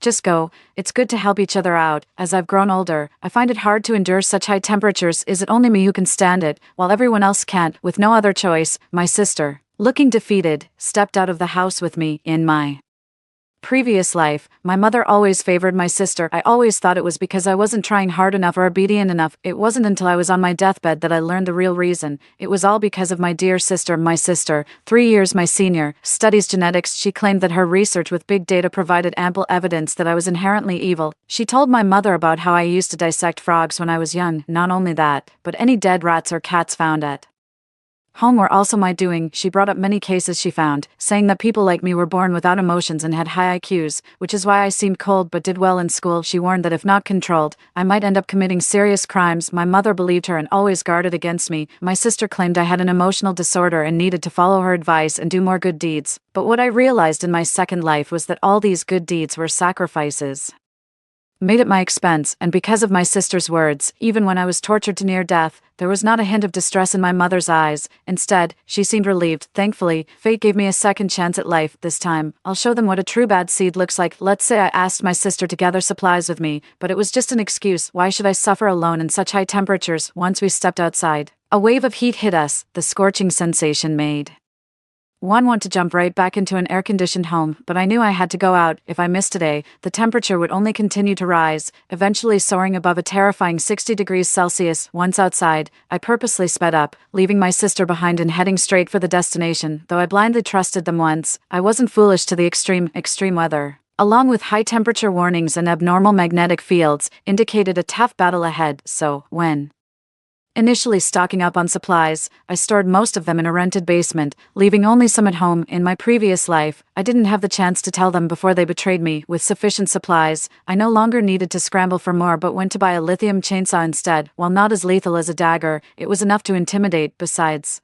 I also bought several fruit knives and daggers for self-defense when necessary. Finally, I purchased a few hidden cameras. After gathering everything I needed into my backpack, I headed to the basement. In my past life, I found the basement cooler than an air-conditioned room when stocking up on supplies. Considering the current temperature of over 40 degrees Celsius, the basement was expected to be no more than 30 degrees back then. The basement, used by the landlord for storage, was too hot and exhausting, so I often rested there. Luckily, when cleaning it out, I found a large inflatable swimming pool measuring 3 centimeters by 175 centimeters by 58 cm. Being thrifty, I checked that the pool was in good condition and didn't throw it away. No, it seemed the pool could serve as a reservoir. With this in mind, I began filling it with water. I knew that by the 10th day of the heat wave, water would become a major issue. After getting all my work done, I finally returned home, seeing me come back empty-handed. In stark contrast to my sister, who had just returned from outside looking disheveled, my mother couldn't help but scold me again.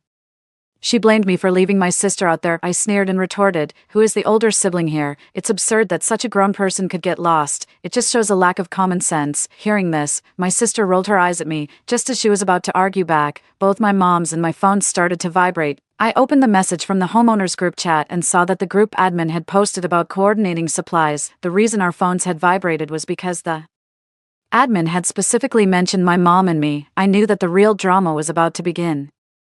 In my previous life, when the group admin asked everyone to log their stockpile of supplies, my sister didn't hesitate to list all the resources we had at home: 20 bags each of flour and rice weighing 20 kilos, over 100 kilos of potatoes and cabbages, and a refrigerator stocked full of various meats, along with instant noodles and other ready meals. Our house was not only fully equipped but could sustain us for months without needing to go out. After the message was sent, the group exploded.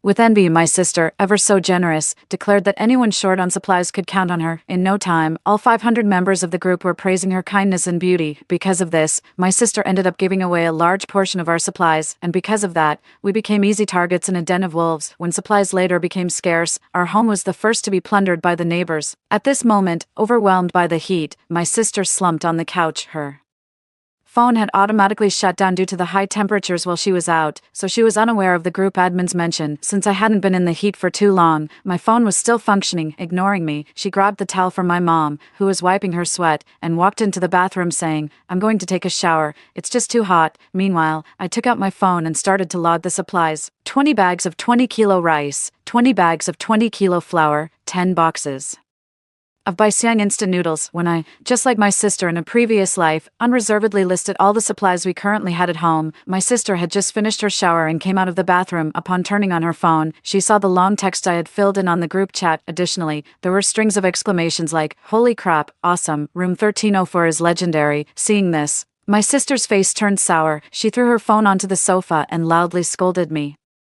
"Eleanor, are you stupid?" With a smile still on my face after reading the messages, I looked at her, genuinely puzzled, and asked, "What's wrong?" My sister, now laughing in frustration, raised her voice and asked, "What's wrong? You're asking me what's wrong? And here I was, thinking you were smart, but then you go and do something this foolish. You just told them what we have stored. Doesn't that put us in danger? What if someone comes asking for supplies, or worse, breaks in to rob us?" I had asked him the same question in a past life, but how had my sister responded? She accused me of being selfish, saying the high temperatures wouldn't last long and that it wouldn't matter if we gave away the goods for free. In the end, even my mom was convinced by her and joined in the accusations. Now, it seems she was aware of these drawbacks all along, but only thought of them when someone else was in charge, so I echoed the words she once said, starting to accuse her in return. "Sis, you've always told me to be helpful and honest. I'm just telling the truth here, and besides, everyone is inherently good, and the heat won't last forever. It's not as terrifying as you think. You always say that only those with a dark psyche think so ill of others. Don't tell me you're like that, sis." My sister's expression turned peculiar. She gave me a dismissive glance and murmured,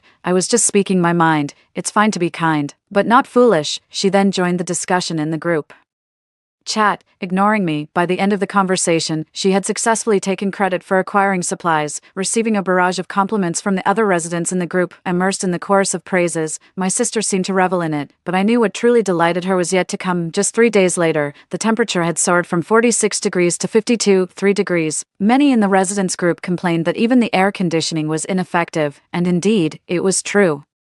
The air conditioner was running, but the air it blew felt hot. Sometimes, due to voltage issues, the air conditioner wouldn't start at all. The only way to cool down was to take a cold shower. I wasn't in a hurry to leave. Instead, I was waiting for the right moment. Even at night, when everyone was asleep, I secretly installed a hidden camera in a discreet location. Today was the day the source of sin would be revealed. Soon, people in the group started mentioning my sister and my mom, claiming they were running out of supplies and seeking help. They were willing to pay for them. Without waiting for my sister to reply, I mimicked her previous tactics and responded directly, "Why talk of money? We're all neighbors here, and as the saying goes, a near neighbor is better than a distant cousin. If you're lacking anything, just come to my house. Everyone faces hard times. Come on over, we have plenty to spare." As soon as the message was sent, many residents claimed they were short on supplies, and I agreed to help each one. Seeing the messages, my sister stood up and scolded me. "Eleanor, are you out of your mind, giving things away for free just because they asked?" I continued with an innocent look and asked her, "Didn't you say yesterday that we had plenty at home, and wasn't it you who said they were pitiful and that we should all stick together? Should we sell it at high prices instead, sister? Everyone's already so pitiable, would it be too heartless to mark up prices?" While we were still arguing, someone knocked on the door. When the door opened, a swarm of people crowded out. You could tell how hot it was outside. Just walking from their homes to ours, they were already drenched in sweat. Although my sister was visibly annoyed, seeing a few handsome residents among the crowd, she willingly helped out. For every person who came seeking help, she handed out a bag of rice and a bag of flour, and even shared some of the vegetables and fruits stored at home. After the crowd had left, I checked and found that just from this distribution, we had given away half of our supplies. More people continued to arrive, and my sister kept generously handing out supplies. Some of the older visitors even called her a living saint. Last time, it ended with just enough supplies at home to last 10 days. When the temperature hit 52.3 degrees, the door was knocked on again. I knew that the most crucial visitor had arrived. Indeed, through the peephole, I saw the little boy standing at the door. The little boy was crying and knocking on the door, claiming he hadn't eaten for several days. He said his parents had gone out and never returned, and if no one took him in, he would die outside. But from the look in the little boy's eyes, I could tell right away that he was not a child, but a dwarf in disguise. At that moment I stopped. But what did my sister say? As she opened the door, she mocked me to our mother. "Mom, look, she's just naturally cold-hearted. Anyone who comes knocking must be from our building. What if they need help?" Not only did her words belittle me, but they also made the dwarf resent me, and he later took the opportunity to assault me. Now, seeing the little boy standing outside, I turned to ask my sister, "Sis, there's what looks like a 7 or 8-year-old boy outside. Should we open the door?" "A little boy?" My sister hesitated for a moment, then said, "Let's open it and see what's going on." As soon as the door opened, the little boy darted inside. The little boy was named Jonathan. I have to admit, he did look like a child, with the hands and feet of a young child and a head not as large as those of dwarfs I'd seen before. Except for his eyes, there was really no sign of anything unusual. Once Jonathan was inside, my sister continued to radiate her maternal glow. She not only brought food but also prepared chilled cola. While my sister was in the bathroom, I whispered to Jonathan, "You can see my sister likes you. Don't worry, she'll definitely take you in." Sure enough, when my sister came out of the bathroom, she announced her decision to adopt the dwarf. Having been told earlier that my sister liked him, Jonathan now looked at my sister with a different expression in his eyes. I knew that the upcoming drama would definitely be more interesting. Like in a past life, the topic of where Jonathan would sleep at night came up again. This time, I was the first to suggest, "Why don't we let Jonathan sleep with my sister, and I'll sleep in the same room as Mom?" Our home was a small 3-bedroom, and the smallest room, hardly 10 square meters, was originally my place. But after the heat wave and the start of hoarding supplies, it had turned into a storage room, crammed with all sorts of things, making it uninhabitable. Usually, my sister and I shared a room, but upon hearing this, my sister immediately frowned. "How can that be? Jonathan is still a boy," I interrupted her. "Sis, Jonathan is just a child. How can you judge a child with an adult's mindset? How filthy your thoughts are. Besides, Jonathan seems to really like you. He'd definitely be happy to sleep with you, right, Jonathan?" With my prior prompting, Jonathan immediately nodded, beginning to boast, "Yeah,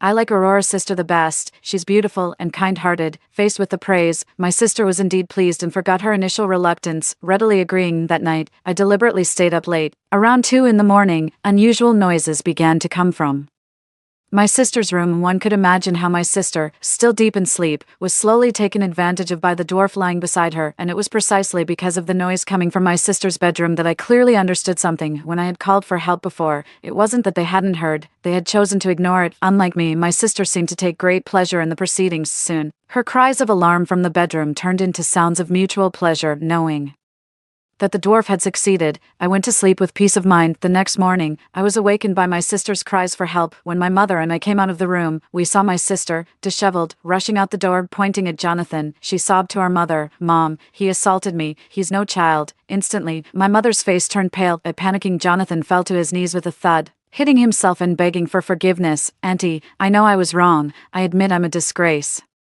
It wasn't intentional deception. The harsh circumstances forced my hand. If I hadn't done it, you wouldn't have taken me in, right? I'm willing to take responsibility for my actions. I truly care for Aurora." Hearing this, my sister's crying grew louder. "I don't want you to take any responsibility, Mom. Call the police now. I want him in jail." I couldn't help but laugh out loud. drawing the attention of all three towards me. Scum, what are you laughing at? My sister, infuriated, lunged at me.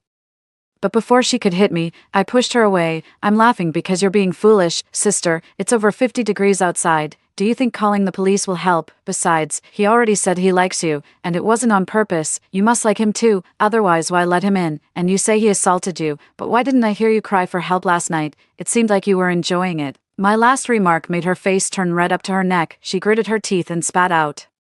Eleanor, what nonsense are you spouting? Keep talking, and I'll tear your mouth apart. I tilted my head towards my mother. Mom, why not let them get married? It'd be helpful to have an extra hand around, especially with the heat wave persisting. Having a man in the house could be beneficial in case of emergencies. I threw their words right back at them. In my past life, they forced me into marrying Jonathan because they said the household needed a man. Now, it was my turn to act, my sister exploded in rage. Eleanor, have you lost your mind? I'm fully capable, and you expect me to marry a dwarf. I'm telling you, even if it kills me today, I will not. Before she could finish, I had already drawn a dagger and pressed it against her neck. This marriage has to happen. My mother, frantic with maternal love, screamed as I held the knife to my sister's neck. Eleanor, what are you doing? She's your sister. Yes, she is my sister, but what of it? In my previous life, the three of them forced me to comply. When I resisted, not only did they beat me, but they even tied me up and left me on an exposed balcony. I was scorched by the blazing temperatures, my skin peeling off, but they sat comfortably in air-conditioned rooms, eating chilled watermelon, enjoying the show. I looked at my mother and answered her earlier question. Of course, I'm trying to facilitate a good marriage, brother-in-law. What are you waiting for? I slightly lifted my chin, signaling him to use the rope in the corner. Jonathan happily complied. In no time at all, I had tied my sister up securely. As for my mother, with a dagger in my possession, she dared not make a reckless move, only continuously crying and pleading for me not to treat my sister this way. I glanced at her emotionlessly and pushed my sister toward the balcony. Even before opening the glass door to the balcony, the heat was already intense. Then I opened the door and shoved her out forcefully. Since sister is unwilling, she can reflect on it outside. Maybe she'll come to her senses after calming down. My sister fell to the ground, screaming as the scorching hot towels burned her. She then crawled to a shadow away from the sunlight, continuously cursing under her breath. Meanwhile, I closed the glass door, took a chilled watermelon from the fridge, and enjoyed the spectacle while eating it. My mom, intimidated by the dagger in my hand, tried to approach, but before she could touch the glass, I stopped her. Until she gives in, whoever opens the door, I will throw them out, including you, Mom. My mother's raised hand could only sheepishly retract at that moment. Seeing no hope left, Aurora quickly shifted from cursing to begging. Eleanor, please let me in. It's too hot outside. I could die from this. I agreed to marry. Isn't that enough? Let me in. Please let me in. I glanced at the time and clicked my tongue. So useless. Can't even last 20 minutes. You should know that in a past life, I had to endure an hour outside. At that moment, my sister was dragged in like a dead dog. She lay limp as mud, her body soaked with sweat, cheeks flushed red, continuously mumbling, "Water, I need water, I'm dying from the heat." Jonathan lecherously eyed my sister, his gaze lingering over her body, accentuated by the sweat-soaked clothes. Realizing this, I said, "Brother-in-law, since my sister feels hot, please help her to the washroom for a cool shower." My mother seemed to want to say something but was silenced by a look from me. All she could do was watch helplessly as Jonathan tipped my sister away. As for what would happen inside, I think both my mother and I understood better than anyone. After this ordeal, my sister indeed became more subdued. I knew she wouldn't let things go easily. Since the deed was already done, it was time for me to leave. The consequences should be borne by them alone. That evening, after dinner, I took precautions and left the house under the pretext of finding supplies. As I expected, the basement remained cool. As soon as I entered, the heat on me was automatically dispelled. Everything ready. The remaining time was, of course, for enjoying the drama unfold. Turning on the surveillance, I saw my sister and mother no longer restrained. They opened the fridge and indulged in the cold beverages inside. Eventually, my sister, as if remembering something, secured the door with several locks. My mother exclaimed in shock, "You've locked the door. What about when your sister comes back?" My sister coldly replied, "Come back? Did you forget what she did to me? Should we let someone like her come back to kill us?" My mother paused, seemingly pondering over this question. My sister persisted in dissuading her. "Mom, you've seen the news. So far, thousands of people have died from the heat. Even if one more dies, it wouldn't be our fault. Look, the temperature is almost reaching 60 degrees now. Besides, you've seen the food situation at home. If there's one less person, it could let us hold out for a bit." longer. Mom didn't reply, which was taken as her consent. To me, all this was irrelevant. After all, in my previous life, I had already seen through their true colors. That night, I didn't rush back home, and neither of them sent me any messages or called. It wasn't until the afternoon of the third day, when they noticed that the water supply at home was cut off, that they remembered to send me a message. Eleanor, how are you? You've been out for so long, why haven't you come back yet? Something happened, the water's cut off at home, and we don't know when it will be restored. If you can think of a way, try to get some water back home. Mom sat in a chair, staring at her phone with a complex expression. My sister scoffed coldly. Don't worry about her, she's probably dead outside, better off dead. It's so annoying, the temperature keeps rising, and now the water's stopped too. We can't even bathe and everything feels sticky. I didn't reply to the message, instead, I was drinking chilled cola, enjoying the air conditioning, and eating hot pot. Watching the scene on my phone, I really wanted to show them how comfortable my life was now, but the time wasn't right. I turned off the phone and continued to enjoy my hot pot, occasionally checking messages in the community group. Some were glad they had stored water in advance, others regretted not having stored water at home. There were also sighs about people who chose to end their lives due to the lack of supplies, only a few responses, and the number of people replying was decreasing every day. 2 days later, my sister and the others couldn't hold out any longer. They hadn't stored water in advance, only having some in the bathtub and a large fish tank at home, which still impacted their daily lives. Most importantly, their food supplies were also diminishing. Finally, my sister couldn't stand it anymore and dialed my number. To her surprise, I answered the phone after just a few rings. Hearing my voice, the first thing she asked was, Eleanor, you're still alive? I took a big gulp of chilled cola and responded with a nonchalant what else? Can a dead person answer the phone? Hearing the sound of my swallowing, she immediately asked, where are you? Are you drinking water? Come back soon. The water stopped at home, and we're all going to die of thirst. I looked around. The small basement was like a little supermarket, one wall filled with food, snacks, and drinks. I then said, I'm in a safe place. Not drinking water, I'm drinking chilled cola. As for coming home, I can't make it, it's over 60 degrees outside, and stepping out recklessly would kill me from the heat. My sister, not hearing my last sentence, asked through gritted teeth, you're drinking chilled cola, where did you get the cola? I knew it, I accused. You said you were going out to find supplies that day, but you were actually just hiding, weren't you? I responded with a smile, correct answer, but there's no prize for you. By the way, I've got not only chilled Coke here but also plenty of water. Surviving a month, absolutely no problem. My words seemed to have struck a nerve with my sister. She screamed, Eleanor, where on earth are you? You better tell us your location, or Mom and I will never forgive you. I feigned fear in my reply. I'm so scared. What should I do? Sister, with you talking like that, I'm even more afraid to tell you my location. What if you come and kill me? Mom grabbed the phone from her and tried to persuade me gently. Eleanor, we're really running out of water at home. Your sister and we've even resorted to drinking the water from the fish tank. If this continues, we'll either die of starvation or thirst. Mom knows you're still a kind-hearted child, right? I interrupted her. No, you're wrong. I'm just as bad as my sister said. Born bad. How could a bad seed possibly save you? You say you're running out of water. Well, it doesn't matter. You could always drink urine, huh? I laughed loudly, but as I did, tears uncontrollably started to fall. Watching them descend into hell wasn't as satisfying as I had imagined, but I was certain this was the last time I'd be so weak. After laughing, I hung up the phone and, in one go, blocked all their contacts. I watched through the surveillance as they became frantic, yelling and cursing. Eventually, they collapsed from exhaustion due to conserving their energy, but the punishment was far from over. There were devils around them, and more were on their way.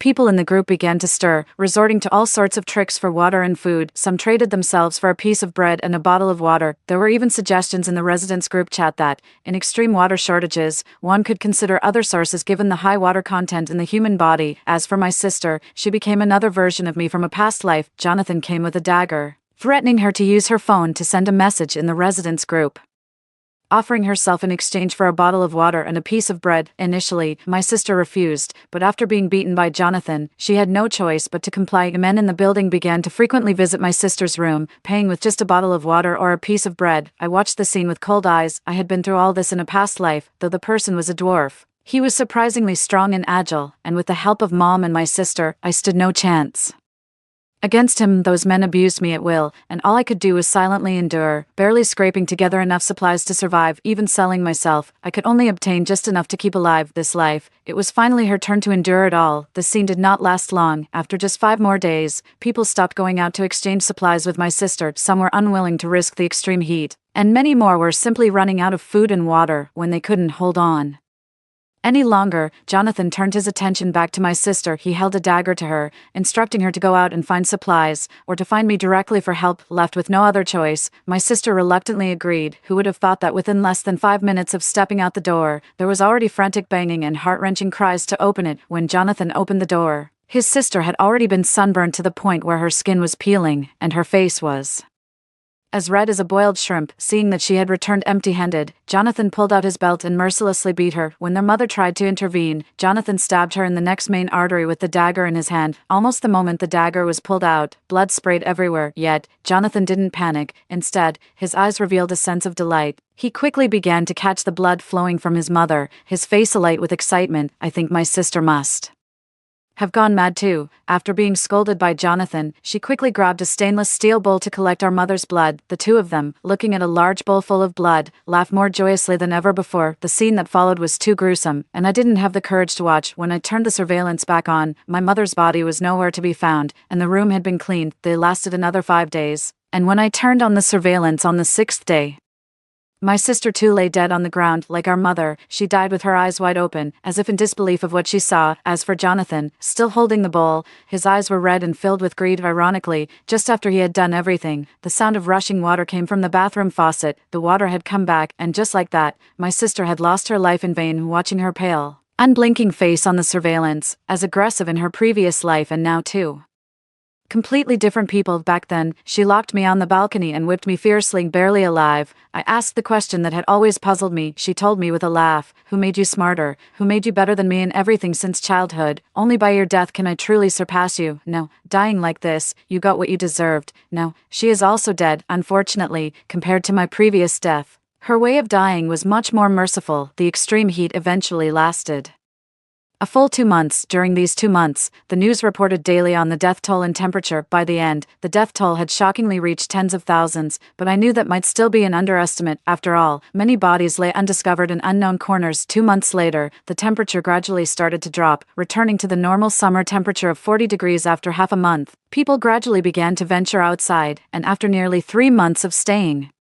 indoors, I too was ready to step out and embrace a new beginning, but for some reason, I felt uneasy about leaving the house. After much hesitation, I turned on the surveillance again. The room was empty, and just when I thought Jonathan had also gone out, a figure staggered out from the direction of the bedroom. It was Jonathan. His walk was not like that of a normal person. Upon closer inspection, his skin was grayish-white, his limbs stiff, and his eyes lifeless. Could this be a zombie? This discovery startled me. At the same time, a message popped up on my phone. "Citizens, please be aware. An emergency notice has been issued for our city due to an unidentified virus outbreak. Infected individuals will exhibit symptoms similar to rabies, and the contagion rate is extremely high. Please do not go out unless necessary. If you encounter anyone infected or scratched, keep your distance and contact the police immediately." Just after reading the message, a sudden bang came from the door. I walked to the door and peered through the peephole, seeing a figure staggering forward. The bang sound was due to him walking unsteadily and bumping into the door. Looking at the materials I had prepared earlier in the basement to make weapons, I sighed deeply. A new world was coming. Story 2. In our Phoenix tribe, there are no males. If we want offspring, we must purchase breeding slaves from the market. The nobler the bloodline of the breeding slave, the more powerful the offspring will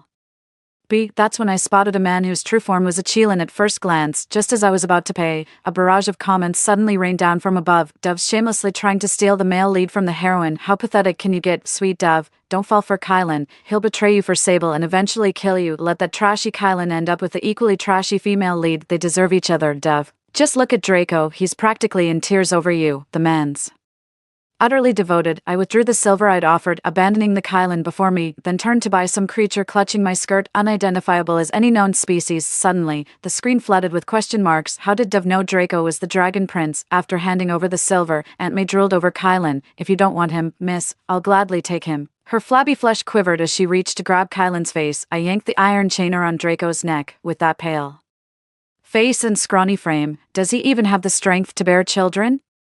Not my type anyway. Suddenly Kylan fell silent, spine rigid, staring at me in disbelief. I noticed the redness at the corners of his eyes. It was actually quite striking. Had I not seen those bizarre markings, I would have bought him without hesitation. Kylan suddenly let out a startled exclamation. "Miss, how could you not buy me?" I pretended not to hear and walked away. "One, please miss, buy me. I'll serve you like a devoted slave. Just take a good look at me." The clanking of chains rang out. "Aunt May's laughter was hearty and unrestrained. A wave of skeptical comments suddenly flooded the bullet chat. What's going on? Why did Dove ditch Kylan and go for Draco instead? Did she actually recognize Draco as the Dragon Prince? But how? His powers were sealed. Dove's completely love-struck, obsessed with Kylan and nothing else. She's totally playing hard to get. Back off, male lead stands. Who said your precious protagonist is everyone's cup of tea? This supporting female character knows better. Steer clear of him for your own good. Playing hard to get. That's not me at all. I can see Kylan's true form. He's actually a Chelan. He's genuinely gorgeous. The moment he walked in, I was instantly smitten, but I'm not an idiot. Knowing full well Kylan would kill me, buying him would be downright suicidal. As for Draco here, I never would have guessed he's actually a dragon. I only bought him because he looked ruggedly handsome, with an incredible physique, perfect breeding material. On the way back, everything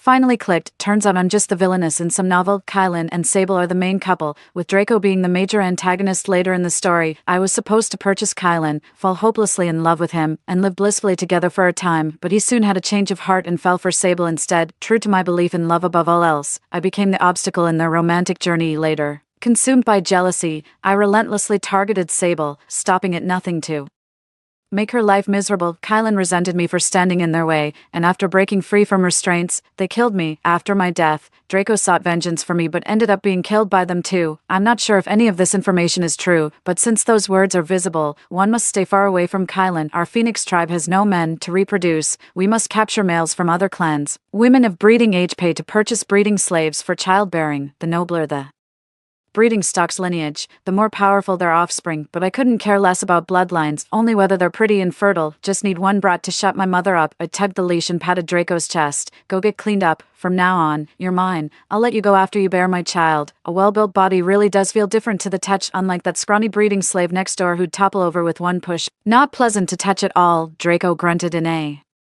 sullen tone. The sound was quite pleasing to my ears, lifting my spirits. Wait, Dove can't be serious. Is she really giving up on Kylan? Thank goodness she finally stopped harassing our Kylan. Now he can be happily with Sable. Can you really blame Dove? Her own breeding slave was cheating with another woman. Was she supposed to just let it slide? The real trash here is that homewrecker Sable and that ungrateful Kylan. Just got back from Kylan's place. Dove didn't purchase him, and he's absolutely devastated. Of course he's upset. Anyone would be miserable getting bought by some overweight woman like that. Does it hurt? Not my problem. When I got home, Mom started getting things ready for me. To be honest, I don't really want to have it. If I don't buy a slave soon, Mother will keep nagging me endlessly. Sigh. It's bound to happen someday anyway. So be it. Mother whispered to Draco. Dove knows nothing. I assume a grown man like you understands why you were purchased. Draco nodded coldly. Since you understand, prove your worth, work harder and impregnate my daughter soon. His silence served as tacit agreement. Draco came over in the evening too. He just showered, looking unexpectedly gorgeous, even more handsome than I'd imagined. Those 8-pack abs and porcelain skin had me practically drooling. He wore a collar around his neck to prevent escape. I lay on the inner side of the bed, curling my finger to beckon him. Come to bed. Draco's face was slightly flushed. I figured the bathwater Mom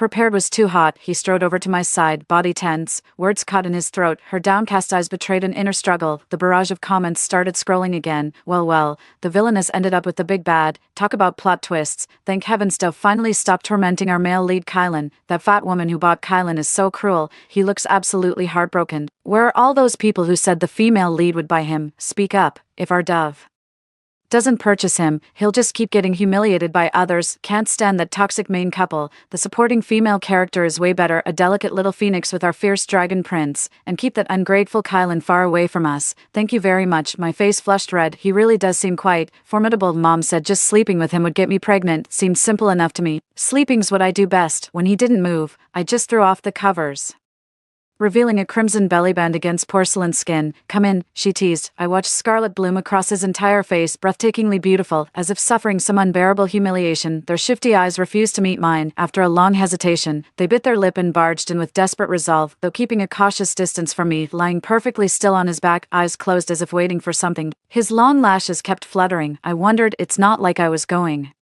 to hit him, so why was he trembling? So I stared at the ceiling for a while, wondering why he was acting so strange. Seriously, what are you two doing? Planning to just chat under the covers? You promised to make babies. Now get moving, bot. Report this bot. Draco, you're useless. Go get her, smash her. I'm completely confused. How do I even do this? Should I just let him hit me and run away? I really want to tell those people he can't escape with that collar on. Before long, I was so drowsy I could Barely think straight. Go to sleep now. Draco clutched the blanket tightly, then turned over with a resolute, ragged breath, only to freeze at the sight of my peacefully sleeping face. After a long pause, he cast a skeptical glance at his own body, eyes flickering with uncertainty. No, no, no, baby girl. Pounce on him, scratch and bite. How could you fall asleep with such a catch right there, Draco? You're useless. Are you even capable, Dove? You're so useless. Are you really this incompetent?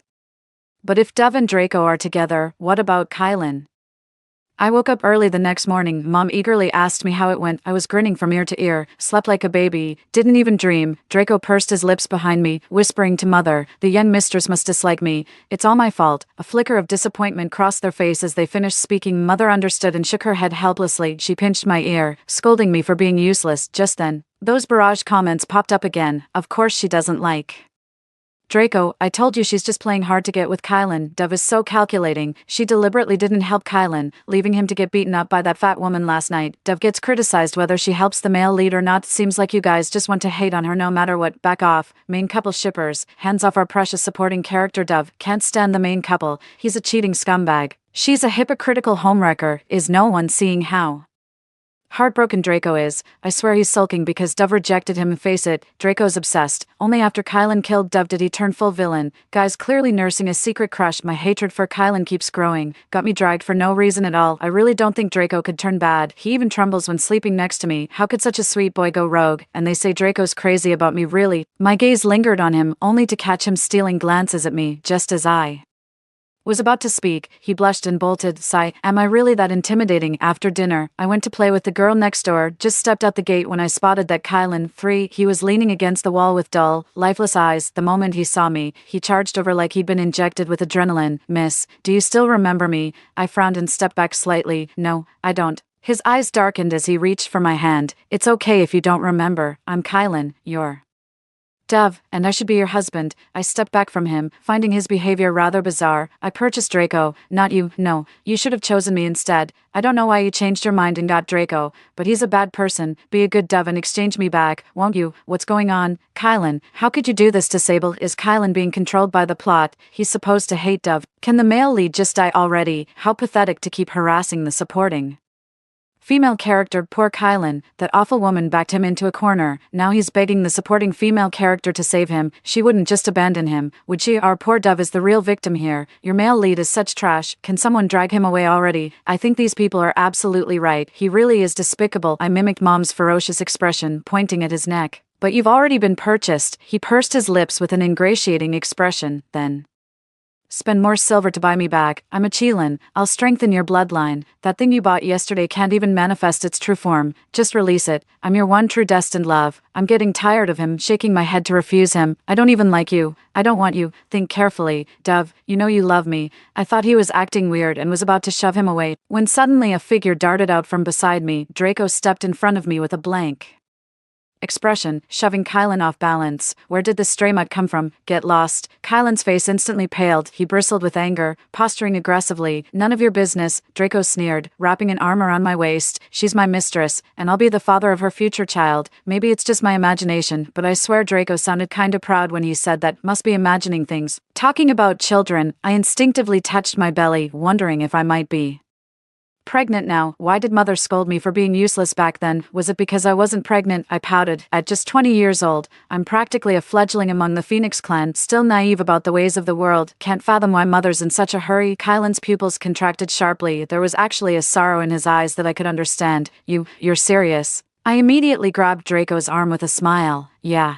who knows, maybe there's already a little one growing in there. Draco shot Kylan a challenging glare, spat out a get lost at him, then protectively ushered me away from the scene. Draco, you're such a schemer. I love it. Please grow old with the second lead and don't let the male lead hurt our precious Dove. Kylan, who do you actually love? First you cheated with a heroine after being bought by the second lead. Now you're harassing her again after being sold to someone else. What's your game? OMG, is this a villain redemption arc? This is totally different from what I saw the first time. When will the heroine appear? Someone save Kylan already. All along the way, I kept asking Draco, where are you from? Why were you brought here? If I set you free, will you come back to visit me and the baby? Are you angry that I bought you? Why do you always blush like that? I shook his hand, feeling rather puzzled. Draco stopped with a resigned sigh and answered all my questions one by one. I'm Draco. I was ambushed during my promotion and Captured here, my true form is just an unremarkable green snake. Since you bought me, you saved me, I'll stay to take care of you and the baby, as long as you don't despise my humble lineage. I'm blushing because the weather's too hot. He stared straight ahead and let out a long sigh after speaking. My heart warmed when he said he'd stay. That means I can sleep beside him every night now. Last night with him by my side,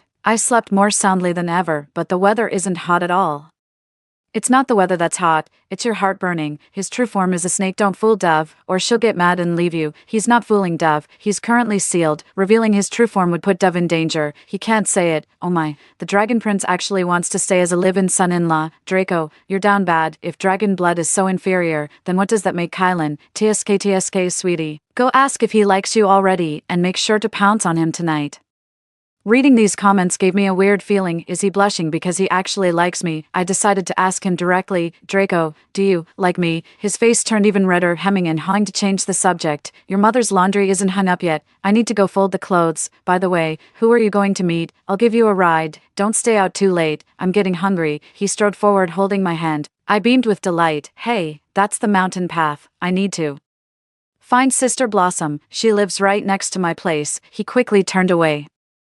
Avoiding my gaze this time, I noticed even his neck had turned red. Before long, I was taken back home. Never mind, at least we didn't get lost. Sister Blossom set her breeding slave free. She's been feeling heartbroken these days. When she heard I'd also bought a breeding slave, she gave a mischievous grin. Is yours pretty, good in bed, willing to work hard? I chuckled. Enan is really good looking, super strong, and always eager to work. When I came out, I saw him shirtless, boiling water and cooking with such enthusiasm, drenched in sweat, his fair skin flushed pink over toned muscles. It was almost embarrassing to watch. Like he had boundless energy. Sister Blossom nudged my shoulder. Our little Dove's all grown up now. Did it hurt last night? I was puzzled. Why would sleeping hurt? Then the barrage of comments flooded in again. Hurt my foot. Our silly girl slept like a log. Blossom was asking about bedroom skills. But this dummy thought she meant housework. Hopeless. I swear I wanna barge in and smash their faces together for a proper kiss. Silly Dove, just sleeping won't make babies. You gotta kiss him, nibble him, devour him. Suddenly, something fell off. Her face turned as red as an apple in an instant. No wonder Mom said I was useless. Turns out I wasn't sleeping right, but the thought of kissing him made me a little nervous, for I don't dare. So for the next few days, I pretended to be asleep to avoid him. The barrage was full of tough love comments, each giving me advice on what to do, but the more they said, the more I hesitated. My heart felt like it was about to leap out of my chest every day. Lots of people were calling me out, saying I was stringing Kylan along. I wanted to snap back at them. That's not true at all. That day I was zoning out in the yard when Kylan suddenly barged into my place. He looked much more haggard than before, yet gave me such a tender smile. Dove, I brought you a gift. I froze. What was he doing here? Draco and Mother went herb gathering, leaving me home alone. I don't want it. Stay away from me. Yet he didn't leave, but crouched down with a smile. He opened his palm, revealing a shimmering emblem resting in its center. He gazed at me with eager anticipation. The flame soul blossom is our Phoenix clan's most treasured relic. Consuming it can dramatically enhance one's cultivation and prolong life, an exceedingly rare treasure. My eyes lit up momentarily before I regained my composure. His attempt to tempt me like this surely hides malicious intent. The barrage of comments confirmed my suspicions. Dove, don't fall for his tricks. Those flame soul flowers are wholesale. He gives them to every female lead. Kylan must regret not being bought by her. Life with that fat and his brutal beatings every single day. Sable will show up soon. Kylan, have some self-respect and hang in there, will you? He's just scamming you for money to buy his freedom. This isn't love. Dove, wake up already. I can let other deceptions slide, but cheating me out of money, that's where I draw the line. When I looked up again, my gaze turned even frostier. What kind of worthless gift is this? I've got piles of these at home, good for nothing but firewood. The one who bought Kylan was Aunt May from our town. Everyone knows Aunt May's loaded. I'd better not cross her. Kylan's eyes dimmed. Without a word, he quietly pressed the flame soul flower into my palm. He stood up and immediately started tending to the chores in the yard. First, he put away the dried vegetables my mother had prepared, then grabbed a broom to sweep the courtyard, as if he were the one I'd actually brought home. But I don't want him staying. I'm afraid he might kill me. I curled my lips in disdain. Moments later, I snatched the broom away. Why do you have to keep pestering me? A flicker of pain flashed in his eyes as he lowered his head with a bitter smile. It's nothing. I just think you're really great. Don't come back anymore. Kylan stood frozen in shock, fists clenched tight. His expression looked as if I'd heartlessly abandoned him. Suddenly, an enraged voice erupted from the doorway. So this is where you've been. You tricked me into removing your collar just to chase after some other girl. Have you no shame? Aunt May barged in with several burly men in tow. I quickly stepped aside. They grabbed Kylan as Aunt May slapped him across the face. The sharp crack echoed. Kylan's eyes instantly reddened, veins bulging on his forehead. Enough. I'm done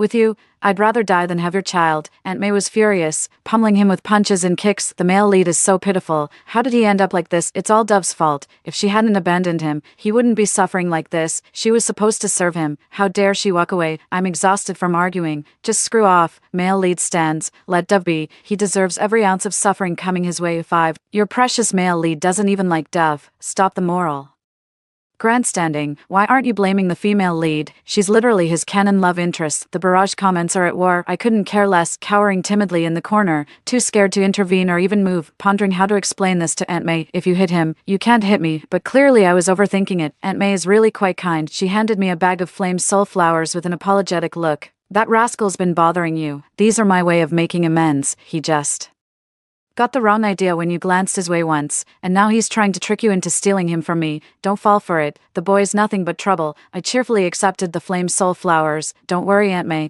I won't fall for it. Kylan was dragged out, his gaze still lingering on me as he left. I pretended not to see the plea and longing in his eyes, turning back into the house. Mom and Draco rushed home the moment they heard he'd come looking for me. They both heaved a sigh of relief when they saw I was unharmed. Mother tore into Kylan with a torrent of abuse. Ugh, Shimla's pretty boy, preying on our young Dove. What a lowlife. If you tarnish Dove's reputation, I'll pluck you bald like a chicken. Who'd want your measly fire soul flower? That's beggar's scraps. Draco dutifully handed Mother a cup of water. Don't be angry, Mother. It's not good for your health. You're the sensible one. Not running after every pretty flower. I froze. Since when did he start calling her mom? They bantered like old familiars, making me feel like the outsider who'd married into this family. Ugh, whatever. LMAO, what's with Dove's dead inside expression? Don't you like it when he makes those noises? The supporting female lead and villain absolutely belong together. I'm shipping them hard. Just saw the male lead getting absolutely wrecked. Then he ran into the female lead on the road. Guess what happened next? The female lead tried to save Kylan and got beaten up by Aunt May too. Guess that counts as going through hardships together.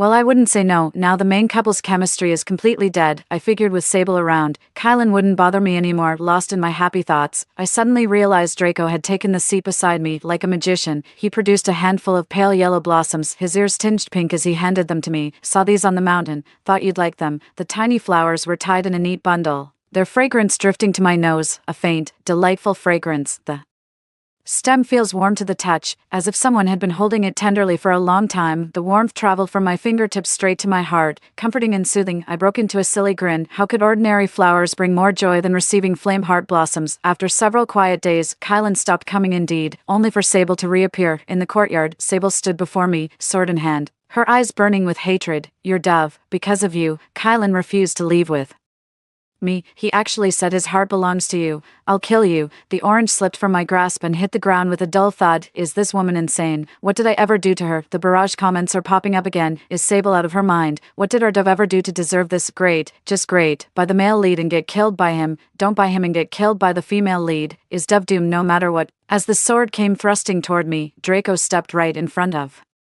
me. I was startled. Stop, you're still wearing the restraint collar. I meant to remove it for him today, but didn't get the chance. The next moment left me utterly stunned. With a casual tug, Draco snapped the collar effortlessly. His overwhelming cultivation easily deflected Sable's attack. In one swift motion, he sent Sable stumbling backward. Holy crap, the villain's so hot. I'm actually rooting for him to win. The heroine's completely unhinged. Hero, come control your rabid dog already. The villain could have removed his collar this whole time. Draco, you're down bad keeping that leash on. LMAO, this scheming villain dude totally got himself captured just to see his wife. Aunt May already freed them, but Kylan refuses to leave, claiming he's into Dove now. The audacity. Seriously, who does this male lead think he's fooling with his fake affection, trying to hurt our Dove again? How pathetic. Sable was no match for Draco, being forced into relentless retreat, just as she was about to be seriously injured. Kylan suddenly appeared. Draco paused, watching him with leisurely composure. Kylan stepped in front of Sable, his expression unreadable. Sable, didn't I tell you?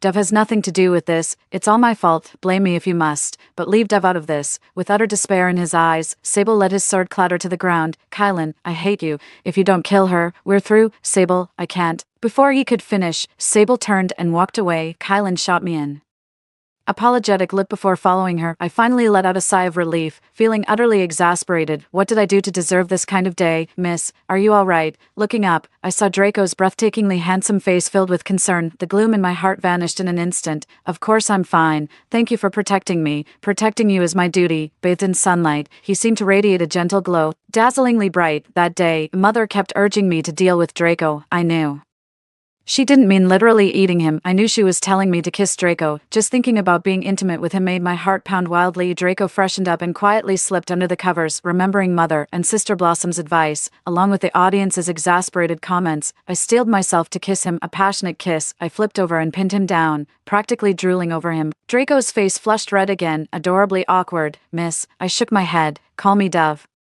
A flicker of delight appeared in his eyes. Dove, I could feel his joy. Maybe he really did like me. Funny enough, I kinda liked him too. Lost in thought, he suddenly pulled me into an embrace, rolled over, and kissed me. So soft, their lips feel amazing to kiss. The barrage comments are flying like crazy, but I don't have time to read them now. OMG, am I even allowed to see this? This is money well spent. As a premium SVIP, this is exactly the content I deserve. Kiss me hard, darling. Go all out. My baby girl's going to suffer. It breaks my heart. Maybe I should step in and film an episode for her. But if they end up together, what about Kylan? His relationship with Sable can't develop properly without Dove's involvement. Back off, main couple. Our Dove isn't part of your little game. It took me years to finally understand what Sister Blossom meant by the pain. Mother smiled and said I'd grown up when she noticed how I walked. I happily asked Mother to fetch the midwife to check if I was with child. Mother tapped my forehead with a chuckle. Not so soon, silly girl. 6. My heart leapt with joy. Since it wasn't happening immediately, I'd keep Draco around a while longer. Not that he wanted to leave anyway, just when I was feeling happy. Kylan showed up again. I'm almost immune to their crazy antics by now. They always find time to bother me. This time he just stood quietly outside the door. Dove, can we talk? I wanted to refuse, but Draco nodded. Go on, settle things with him. I've got you're back. He did have a point. Kylan stepped outside, his face gaunt with exhaustion. His eyes met mine, brimming with unspoken remorse. I couldn't tell if his guilt stemmed from Sable's attempt on my life or something else, though truth be told, I didn't much care either way. Dove, do you really not like me? Here we go again. What exactly do you want? Male lead, Sable's already heartbroken. Must you hurt both women? I've always felt Kylan has feelings for Dove. He admitted it to Sable himself.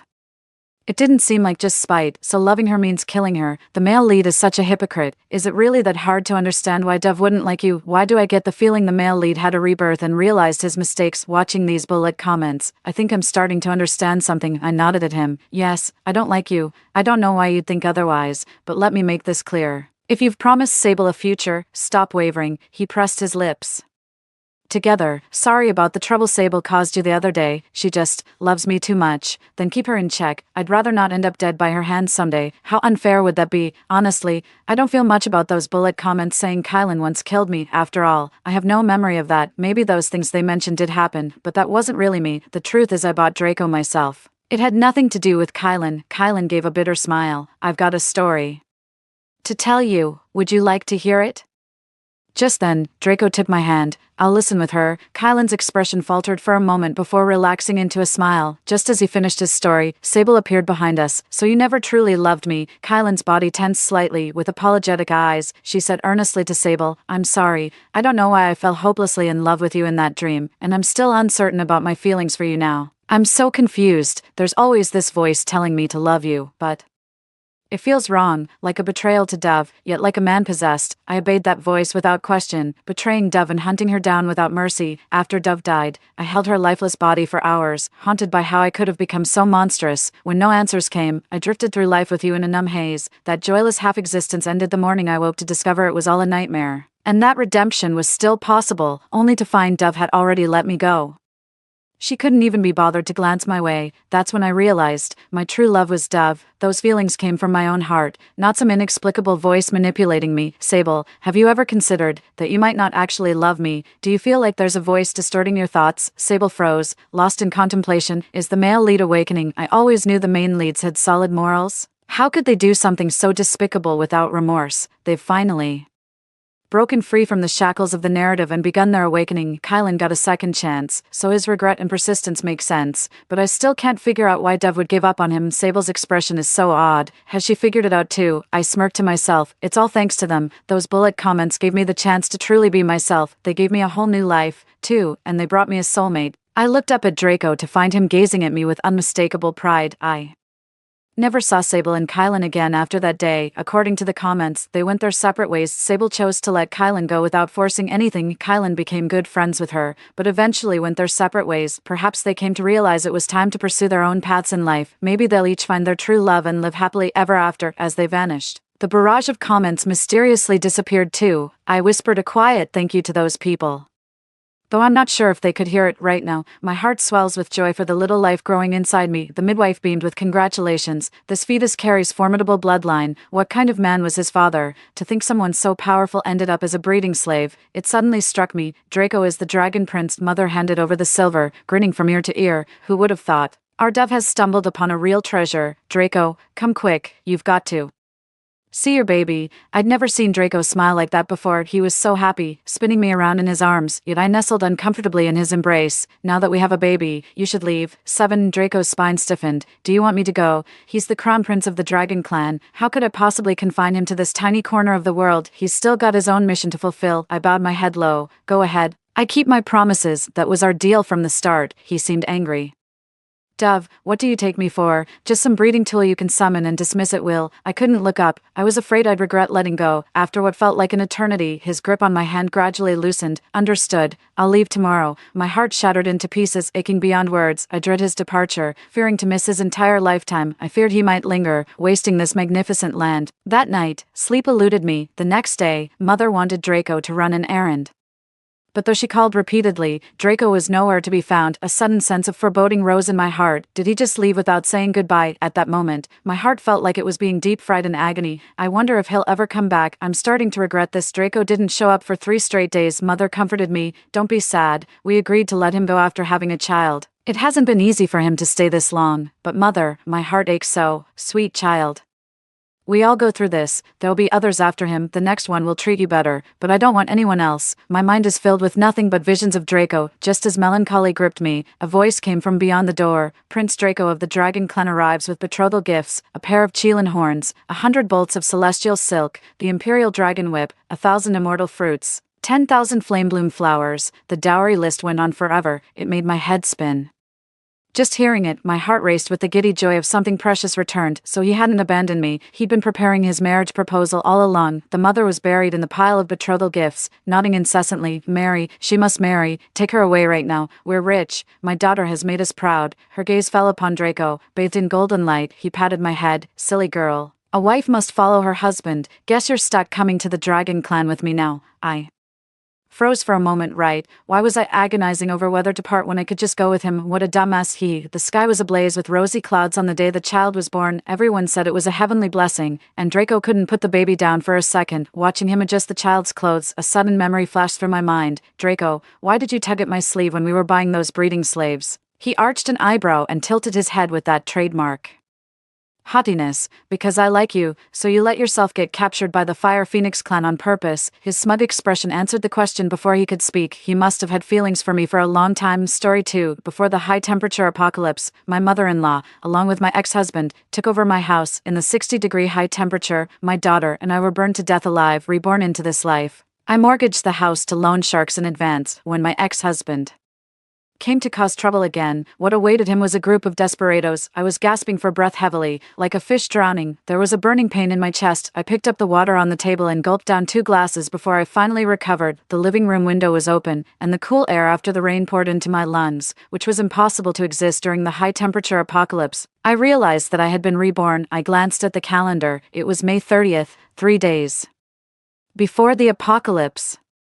Without thinking too much, I quickly called my parents. Mom, you and Dad go to the street and buy as much food as you can. Also, buy a few solar generators. Mom asked in confusion, what's going on? Hannah, is there a famine in your city? I wiped the cold sweat off my face. Sort of. You guys buy them first. I'll tell you in a couple of days. After hanging up the phone, I took the keys and went to pick up my daughter. Teacher, my mother-in-law is in poor health. I'd like to ask for a few days Off for my child. The homeroom teacher didn't quite agree. The high school entrance examination is coming up soon. If the child takes a break now, under normal circumstances, when she said that, I would start to hesitate, but the apocalypse was only 3 days away. I nodded firmly. Teacher, Evelyn has a deep affection for her grandmother. She would regret it for the rest of her life if she missed seeing her for the last time. The homeroom teacher had a complicated look on her face, but in the end, she respected my wishes and brought the child out. I'll send the test papers of these days to your mobile phone. Let the child do them when she has time so that she won't fall too far behind in her studies. The homeroom teacher was very responsible. I thanked her repeatedly.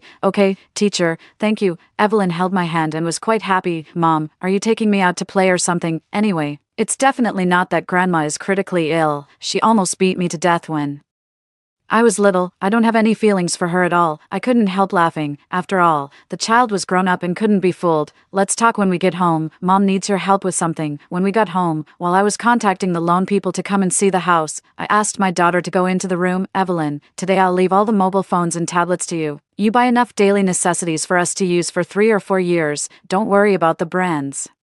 Prioritize the ones with express delivery. It's better if they're from the same city. Make sure we can get them within 3 days. Evelyn gave me a strange look and hesitated to speak. Mom, is the world going to end or something? You're acting. I was startled. How did you know? Evelyn's eyes widened. No way. Is it really the end of the world? I mean, Mom, you're asking for leave for me and shopping. It's exactly the same as the beginning of those apocalypse novels. Someone knocked on the door, and I quickly pushed my daughter into the room. Don't make a sound, just focus on your task of buying things. When I opened the door, several burly men came in. Are you the one who wants to mortgage the house? I tried my best to look less intimidated. Yes, it's me, brothers. How much can this house be mortgaged for? The men walked around the house and gave me an unexpected number, 1 million yuan. Your house is quite new. It can be seen that you usually take good care of it.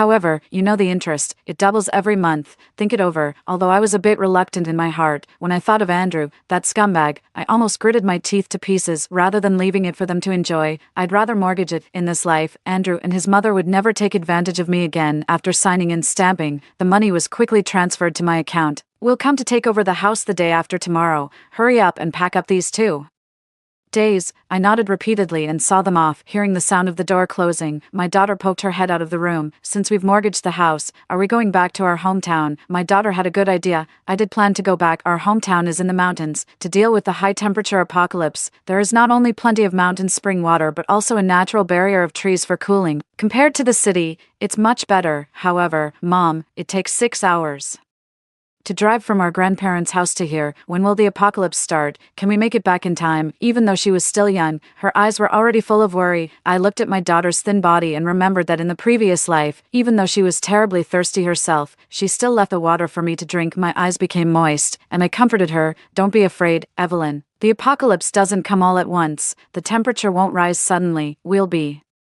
able to make it back in time. In this life, I must protect her and my parents. I don't have the portable space like the female protagonists in novels. I have to plan carefully when buying things. Evelyn, for the big items, directly fill in our hometown address, and buy some more mineral water. Also, buy some thick quilts, thick coats, and some kerosene too. No one could tell whether there would be a cold wave after the high temperature, so it's better to buy some just in case. I packed up the things at home while my daughter shopped in the room. We didn't interfere with each other. The next day, I went out to the vegetable market to buy seeds. Halfway through the purchase, I received a call from Andrew. Hello, my mom said she misses Evelyn. We'll go to see her tomorrow. Cook more dishes tomorrow. I want to eat pickled fish, the wild ones, that tastes fresh. Buy it early tomorrow morning. His voice was shrill, and his tone was bossy and disgusting. I clenched my phone tightly, almost unable to suppress the anger in my heart, but thinking of the good show tomorrow, I held it back. Okay, come on over. Once you come, don't even think about leaving. The pain that Evelyn and I endured in our last life, you will have to pay back 1,000 times over. I called Arthur, the loan shark. Hello,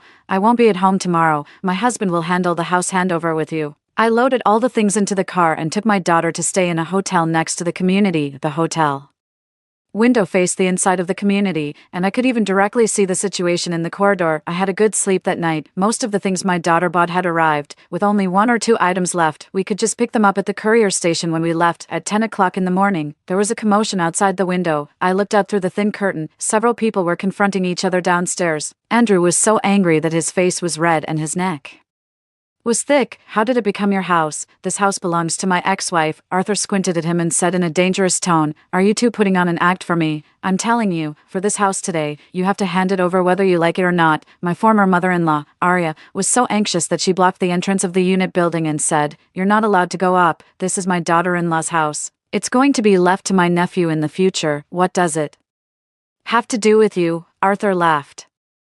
I've been collecting debts for so many years, and this is the first time I've met someone who dares to be so rude to us. Old lady, your daughter-in-law mortgaged the house to us. Mortgage, do you understand? Arya didn't care about anything and just blocked the way. It's her business that she mortgaged it to you. Go ask her for money. She can't make the decision about this house. Only I can sell it. Seeing this, Arthur waved his hand, and his underlings immediately surrounded them. Andrew saw that the situation was not good and quickly tried to stop them. Brother, wait a minute, let me call my ex-wife. My phone vibrated. After answering it, Andrew's voice came through more clearly. Hannah, what the hell are you doing? Hurry up and get your ass back home. If you don't come back, I'll beat you to death. Even at a time like this, he was still threatening me. I sneered. When times were good, you guys enjoyed the good life. Now it's time for you to pay back. None of you can escape.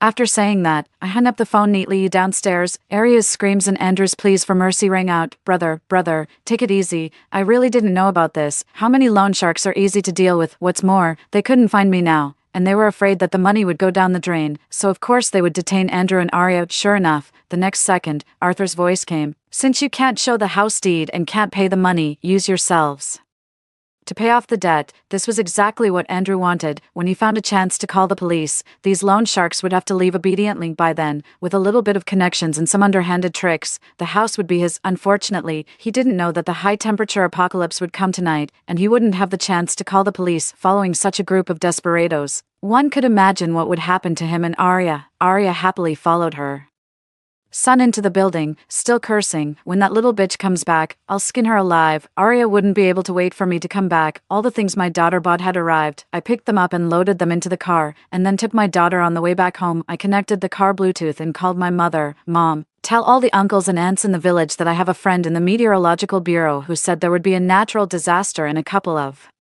days. Let everyone buy more daily necessities and stock them up. Buy them in these 2 days. It'll be too late after that. If there are children working outside in the family, it doesn't matter if they're close by, but for those who are far away, let them ask for leave and come back. Mom hesitated for a moment. Well, I'm not sure if people will listen. I thought for a while. Then, Mom, you can say it like this. You say that I'll be home with Evelyn this afternoon. If there's really a natural disaster and they're trapped on the road, they can't blame us for not reminding them. The uncles and aunts in our hometown usually follow the crowd. Once they heard that I was going back, they definitely wouldn't be able to sit still. The elderly had always been looking forward to reuniting with their children. Now if you tell them that their children might be in danger if they don't come back in time, who could resist not calling their children? As for whether the young people would listen or not, that's not something I could control. My daughter was sitting in the back seat reading a book and said in a somewhat resigned tone, it's the end of the world. Mom, why did you buy me a bunch of books? I gave her a sidelong glance, trying to be lazy. Don't say it's high temperature, even if it's boiling water falling from the sky.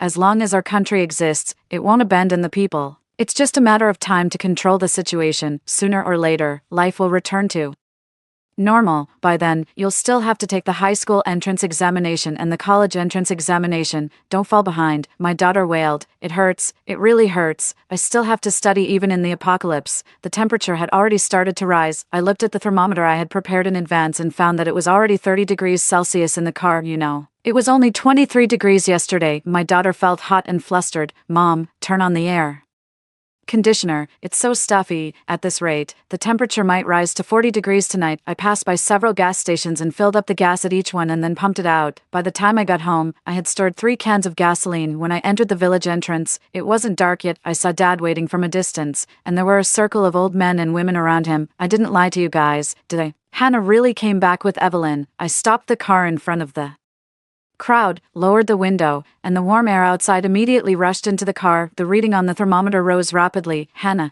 is what you said about the disaster true? Is your friend reliable? I showed them the thermometer. It was only in the 20s this morning, and now it's almost 40 degrees. Uncles and aunts, you're all good at farming. You know that in this situation, there must be a big disaster coming. I suggest that you let the children hurry back tonight and arrive Home before tomorrow morning. A few people came up to take a look and were surprised. Oh, it's really 40 degrees. I was just wondering why it was so hot tonight. It's already 40 degrees. Dad raised his voice. Hurry up and go back to call the children. Working a few more days won't make you rich. If a natural disaster really comes, it'll be a matter of life and death. The group of people immediately dispersed. I took my daughter into the house, and Mom handed me a glass of cool boiled water. Hannah, take a rest first. You must be exhausted after driving for the whole afternoon. Your dad and I will go and unload the things in the car. My daughter held up her mobile phone in front of me. Mom, someone sent you messages. It's been beeping all the way. At a time like this, besides Andrew, who else would send me messages? I opened my phone and, as expected, it was him. Where did you take that loser of a daughter and hide? Are you that short of money? You mortgaged such a good school district house, so short-sighted, you're not replying to messages. When I find you, you, and that little loser you gave birth to, don't even think about running away. I'll beat you to death. The weather was already hot, and seeing these messages, I felt nothing but anger in my chest. I took a few deep breaths and replied, I'll take my daughter back tomorrow. I have the house deed with me. If it weren't for wanting to see his miserable situation later, I would have blocked him long ago. My daughter came up and took a look at the message. Mom, are we really going back? I shook my head. No, I'm lying to him. First, trap him in the house. When the high temperature really comes in a couple of days, he won't be able to escape even if he has wings. Dad, don't be busy for now. We need to tidy up our cellar at home. Although we've bought solar panels and generators, with this temperature, we don't know how high it will rise. The air conditioner's outdoor unit may not be able to withstand it. When it really comes to that point, we'll have to live in the cellar for a while. The cellar was used regularly and there were a lot of sundries stored in it, if people were going to live in it. Of course, we had to clear it out and put some useful daily necessities in it. After some tidying up, the dawn had already appeared on the horizon. Everyone's clothes were soaked through with sweat. Dad wrung the hem of his clothes, walked into the house, and let out a long sigh. What a hellish weather. Has the temperature risen again? I took a look at the thermometer. It was 43 degrees. We didn't dare to turn on the air conditioner in the living room for fear of catching a cold from the sudden temperature change. My daughter woke up, rubbed her eyes, and opened the door. The cold air in the room leaked out, and the room became a bit cooler. I went into the bathroom to take a quick shower. When I came out, my phone was vibrating. I picked it up and saw that it was Andrew's call. I didn't answer it and just threw it aside. The message notification sound ding-dong rang. I clicked on it and took a look. When will you arrive? Didn't you say you'd be back today? It's already 8 o'clock. What's wrong with your crappy house? Why isn't there any water coming out of the faucet? It's so hot. Are you trying to kill me? The water supply in the city had been cut off. Andrew and Area's doomsday had officially begun. I tapped on the phone screen and replied, I'm on the road with my daughter. There's a traffic jam because it's so hot. Wait a little longer. On the first noon of the apocalypse, the temperature had reached 45 degrees. All those who could make it back to the village had returned. At noon, the sun was so strong that one's skin would hurt after just a few minutes of exposure. I packed up all the things and drove out with my parents. A few young people who had just returned to the village saw us and asked, Why are you going out in such a big sun? I smiled and replied, We just got back, and there are a lot of things at home that aren't enough. We're going to buy some and stock up. Oh, you could go at night. The stores in town close at 10. I looked at the sky and said worriedly, what if the temperature is even higher at night? They looked at each other and said, that can't be possible. There's no sun at night. I shook my head. It's not certain. Yesterday at noon it was only 35 degrees, but at night it was already 40 degrees. The temperature has been rising continuously. It has nothing to do with day or night. Hearing me say that, they thought back and said, It seems to be like that. Forget it. We're going to buy things too. We came back in a hurry, and there are a lot of things missing at home. Mom gave me a thumbs up. Good job. It has to be our Hannah who is so kind-hearted and knows to share everything with everyone. I grinned. We're all from the same village. The main reason was that I was afraid that in the future, our family would be too conspicuous if I didn't remind everyone to buy things.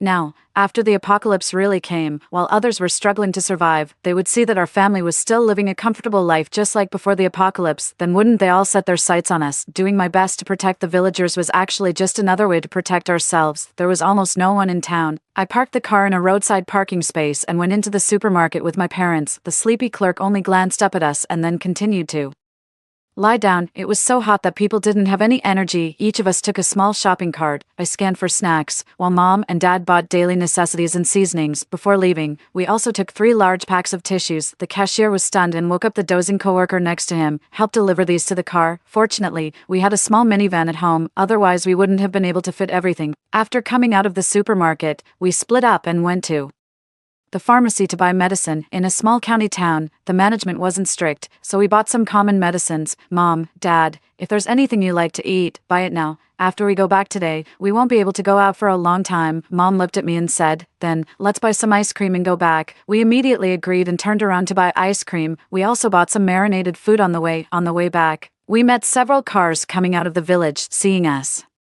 They rolled down the windows and greeted us. Hannah, your car is big. Come back later and help Auntie transport some things. Okay. Mom was a kind-hearted person and was about to agree immediately. I stopped her and said, Auntie, it's so hot today. I'm feeling dizzy. I'm afraid I can't make a second trip. The car is almost out of gas, and there's no gas station nearby. It's really not that I don't want to help you. Auntie smacked her lips twice. Okay, then we'll transport them ourselves, Mom. Let out a sigh of relief. Auntie didn't make a fuss this time. I guess she was embarrassed in front of a junior like you. I cleared my throat and said seriously, from now on, no matter who comes to ask for help, we have to learn to refuse. The temperature is going to rise even more. If we go out to help, we might lose our lives accidentally. We can't be too kind-hearted. Mom chuckled awkwardly. I got it, Hannah. Don't be so serious. You're so fierce. I'm a little scared when I look at you. My phone ding-donged twice, and Andrew sent a message. Where are you? Why is there such a long traffic jam? It's so hot. I don't want to go out. When you come, buy more water and bring it up. Do you hear me? There was a convenience store just 2 steps downstairs. He wasn't even willing to walk that short distance. He deserved to be thirsty to death when I lived in that house, because of the water pipe problem. There was often a water outage, so I always kept backup mineral water at home. But Andrew didn't know that, in this life, before I left, I cleaned up the house thoroughly and didn't even leave him a container to hold water. The loan sharks definitely wouldn't buy water for him when they bought it for themselves, so he and his lazy mother could just be thirsty together for a while. Thinking of this, I painted him another false promise. There's still 1 hour left. I'll be there soon. I ordered water for you through takeout. It will be delivered soon. Just wait a little longer. There was no way I was going to order takeout water for him. But I had to say that so that he and his greedy mother wouldn't buy water by themselves. By night, the temperature had risen to 50 degrees. Even if he wanted to order takeout, there would be no one to deliver it. As for going out to buy it, that would depend on whether he was tough enough and had the ability to snatch it. When we got home, my daughter came up to us and gave each of us a cup of warm water. It's so hot. Drinking cold water isn't good. Warm water is absorbed faster after drinking the water. I went to tidy up the house. Our house had been renovated a few years ago, and there was a special attic on the 2nd floor for storing things. After experiencing the lack of water and food in the previous life, in this life, looking at the full house of food and daily necessities, I felt much more at ease. At night, there was a commotion outside. Looking through the 2nd floor window, I saw that several families had come to the village chief's house next door. Everyone was sweating profusely, their faces anxious. Village chief, what should we do? Our child is still in City A. He just called me and said there was a water outage and power outage there. So what Hannah said was actually true. Why didn't she emphasize it more? If something happens to my child, I'll blame her. Village chief, think of something. What should we do now? One by one, they started pulling at the village chief as they spoke. The next second, the village chief's several burly sons came out of the house. What are you all doing? Let go of your hands. You people didn't believe what Hannah said. Whose fault is it now? I say, you're all ungrateful. My father is so old and still has to worry about you. Are you ashamed? Get out of my house. Since you didn't listen to advice before, don't come to my father for ideas in the future. Think of something by yourselves. The group of people were driven out, looking dejected as they went home. Mom sighed and said, what a mess. Just as she finished speaking, she saw that group of people whispering something and then turning around and coming towards our house. Mom was too soft-hearted and not suitable for confronting people, so it was Dad and I who went downstairs. Surprisingly, after knocking on the door, instead of cursing, they pleaded in a tone, Hannah, please ask your friend again. See when the temperature will drop a little. Our Emily is so afraid of the heat. There's a power outage in the city. What should we do? I spread my hands, indicating that I was powerless. That friend has been out of touch for days, but before she lost contact, she told me that the situation would only get worse in the future. If you have the heart, let them take a gamble. If they can make it back, they make it back. If they can't, there's nothing we can do. Dad closed the door as he said, if you've thought it through, call your children immediately and tell them to set off at once. Last night it was only 40 degrees, and now it's 50 degrees. What about tomorrow? 60 degrees. You yourselves don't just stand there either. Go to town and buy some food and supplies. It'll really be too late if you don't go. After sending them off, it was also time for dinner. The air conditioner was still running, afraid that the temperature difference would be too large to adapt to. We set it to 30 degrees. The actual temperature in the room was maintained at around 35 degrees. Although we were still sweating, it was already many times better.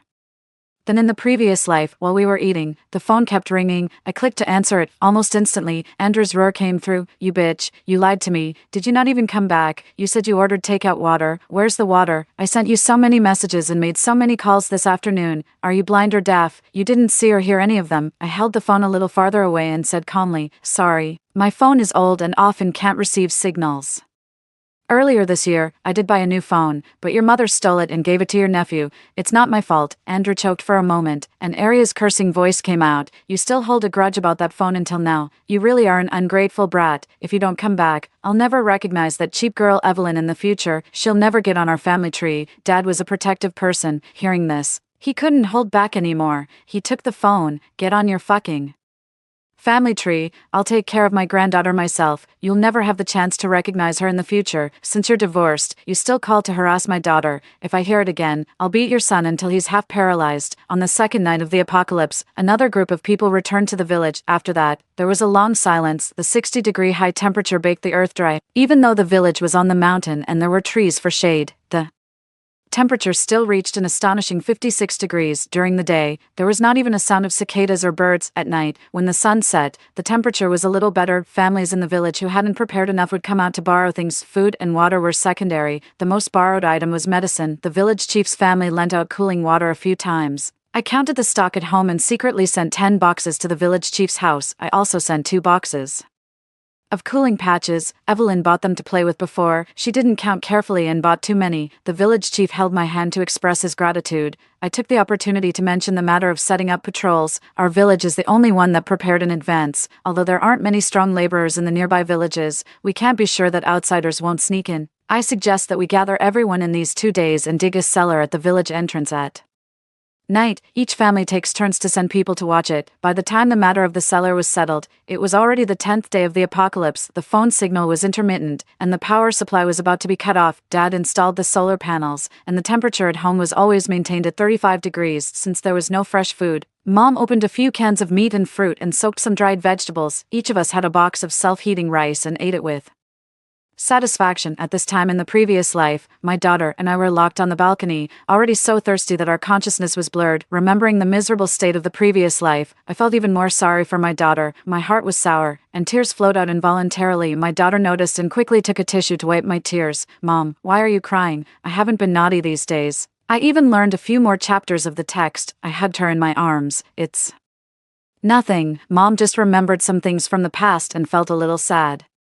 The phone rang, and the caller ID showed Andrew. After answering it, it wasn't his voice but Arthur's. Your husband and your mother-in-law are in my hands. I don't want that 1 million yuan anymore. Exchange it for food and water for me. I only give you 2 days. If you don't come in 2 days, I'll kill them. I was a little stunned. After reacting, I immediately replied, then kill them. I won't come. Arthur snorted coldly. You're a really ruthless woman. Then he said to someone beside him, first, chop off one of that man's arms and let this bitch hear his screams. Immediately, Andrew's terrified scream came from the receiver. What are you doing? Don't touch me, Hannah, you bitch. You're just watching me die. You'll die a horrible death. With a scream, he fell silent. Arthur seemed a little proud. How about it? Do you feel bad? Have you thought about exchanging supplies for them? I imitated his tone and sneered. No. Even if you kill them both, I won't come. Arthur paused for a moment and then snarled, okay, chop off one of the old woman's arms too. Then he said to me again, you'd better think it through. Your mother-in-law is old. She might not be able to bear it. She might die accidentally. Aria's terrified voice also came into my ears. Don't you dare touch me. That little slut always listens to my son. Don't touch me. When my son wakes up, I'll let him talk to her properly. Before she could finish speaking, there was another scream. Arthur spoke again. Now think, I hung up the phone directly. All of this was what Andrew and Arya owed me. No matter how much they suffered, it was what they deserved. Someone was knocking on our door urgently. Uncle, we caught a group of people at the village entrance. The 2 sides are fighting. Hurry up and help. The people who came were from the neighboring village. Because of the high temperature and lack of water, their faces looked bad, and they smelled of sweat. A few of them even had sticky blood on them, which smelled really bad. The visitor questioned, the water source isn't exclusive to your village. Why are you occupying it? The village chief was confused. Who's occupying it? Who said you can't use it? The visitor was at a loss for words. Then why did you set up a sentry post at the village entrance? Isn't it to prevent us from coming to draw water? The village chief, we wanted to guard against the thugs from town. If you wanted to draw water, you should have said so. Why did you Start fighting as soon as you came. The visitors looked at each other. Really, you're willing to let us draw water? The village chief waved his hand. Sure, draw as much as you want, but you have to come in batches. What if you damage our village? Right, a crisis caused by a misunderstanding was resolved like this, with our village taking the lead. The remaining few villages also scrambled to come to draw water. Although the mountain spring water was much thinner than before, if we used it sparingly, it was still enough to supply several villages. The village chief gathered the chiefs of several villages together. We're all farmers in these villages. We all have stored grain. Now that we have water again, it's inevitable that others will covet us. I suggest that each village dig a cellar for vigilance. Let's remind each other if anything happens. If there's a village that's too lazy to do it and something really happens, don't expect the other villages to help. More than half a month passed peacefully. The village fought off several groups of thugs from town. Except for being a bit messy, each household was no different from before the apocalypse. We even developed some heat resistance and would come out to chat briefly at night. What a hellish weather. When will it end? Fortunately, we live in the mountains. The temperature is a bit lower here. I tried to go out a few nights ago. God, it was so hot that my breath was burning. I almost got roasted outside. It's a total mess. I heard from the neighboring village that few of their young and strong people came back. In this situation, I'm afraid it's more bad news than good. The signal was cut off 10 days ago. Before it was cut off, I received a lot of curses from Andrew, and also Arthur's threatening messages. You're not coming, but we'll find you. You think you're safe just because you hid in your hometown. Your husband knows your address. Your husband said your family farms, so you must have a lot of food, right? And you live in the mountains, so there's water too. Do you really think we can't find you? Just wait. At a time like this, the possibility of them crossing a whole province to find me was extremely slim, but I still kept an eye out and told the village chief. We had a meeting together. Some people complained, why should we deal with the trouble you caused? Yeah, it's so hot. Last time we fought with people, the wounds on our bodies got infected and took a long time to heal. The village chief knocked his cane 3 times on the ground. People should learn to be grateful. Which of your children survived because of Hannah's reminder? Even you guys. Didn't you go to buy the things you're using at home because of her reminder? And those who came to get cooling water and cooling patches, that was all given by Hannah. Now we're just assuming a difficulty, and you're already being so reluctant. Are all the villagers in our Fernwick village so ungrateful? Those people were shamed into silence and didn't dare to say a word. I took the opportunity to say, I don't need you uncles and aunts to do much. Just be vigilant when you see strangers and let my family know. If there are those willing to help drive people away with my family is willing to share a few solar panels. Everyone's eyes lit up at that. This was a good thing. With electricity, the air conditioner could be used, and they wouldn't have to huddle in the small cellar anymore. My family is willing. When those people come, Hannah, just say a word, and I'll take your Uncle Chin there right away. My family is also willing. My family too. On the 46th day of the apocalypse, when I thought Andrew and the others had died on the road, in the middle of the night, the gong at the village entrance was sounded. I was startled and immediately got up. Dad went to the kitchen to get a kitchen knife and followed me out. As soon as we arrived at the village entrance, we saw several burly men fighting with the villagers. Beside them lay Andrew and Arya, looking like dead dogs. Seeing me appear, their eyes lit up. Hannah, save us. These people are demons. Hannah, I'm wrong. I'll never beat or scold you again. Please take us home. These demons beat us every day, and even bled us to drink. I really can't take it anymore. Please. I sneered and ignored them, and joined the fight with my dad. As more and more villagers rushed over, our side won the fight overwhelmingly. A few people were injured. I invited them to my house to get medicine. There's some powder medicine and antibiotics. We have the air conditioner on at home. You can stay and recover at our place these days. My family has 5 sets of solar panels. Those who help can form groups of several families and share a set. Just as I was talking, Andrew, who was lying on the ground like a dead dog, suddenly jumped up. You bitch, if you don't let me have a good life, you won't have one either. He stabbed at me with a blood-stained knife. Dad quickly pulled me behind him, and then kicked Andrew hard in the chest, right in front of me. You still want to hurt my daughter, Andrew. You really don't want to live. My enraged father stood in front of me, giving me a great sense of security. Andrew was kicked until he spat blood and was lying on the ground gasping for breath. The village chief looked around and ordered people to tie them all up. We've all come from a society ruled by law. We can't bring ourselves to kill people. The loan shark's eyes flashed with a glimmer of hope. The village chief continued, but you came here with the intention of taking our lives. If we let you go, we'll be the ones who lose our lives in the future. Daniel, take some people, tie them up and put them in the back mountain. Whether they can survive depends on their luck. The beasts in the back mountain had been restless for days. Tying them up and putting them there, they were doomed, but no one thought it was wrong. An eye for an eye, in this world where order had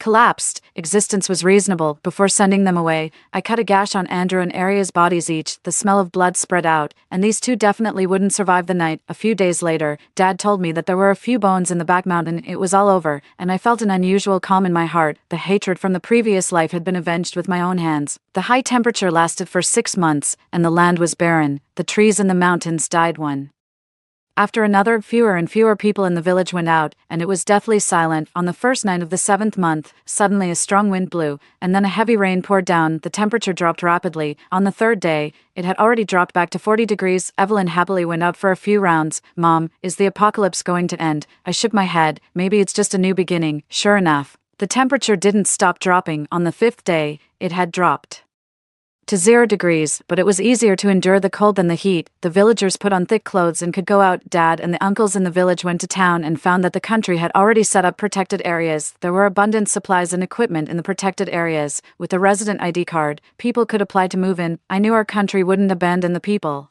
I heard that when it was extremely hot before, the country had distributed water and food many times. Our village also had some, but they were embezzled by those bastards in town. The village chief gathered everyone for a meeting. Our village can be self-sufficient now, although life is a bit tough, as long as the temperature doesn't drop too ridiculously low, like minus 40 or 50 degrees, then we'll just stay at home and not go to the protected areas to compete for places and cause trouble for the country. The villagers all nodded in agreement. Finally, the temperature stopped at minus 20-something degrees. Several families lived together and shared a generator, and they could barely get by. In the blink of an eye, it was New Year's Eve. Mom grew some small green vegetables in the house and also sprouted some bean sprouts. She took out the last big bone that she had been reluctant to eat from the fridge and made soup and cooked hot pot. The whole family sat around the table, happy and harmonious. Dad was sweating a little while eating and took off his coat. Strange, in this weather, I can still feel hot. I thought of something, went to the room to get a thermometer, and measured the outdoor temperature, minus 18 degrees. Mom, Dad, Evelyn, the temperature is rising. Evelyn cheered. Great, finally,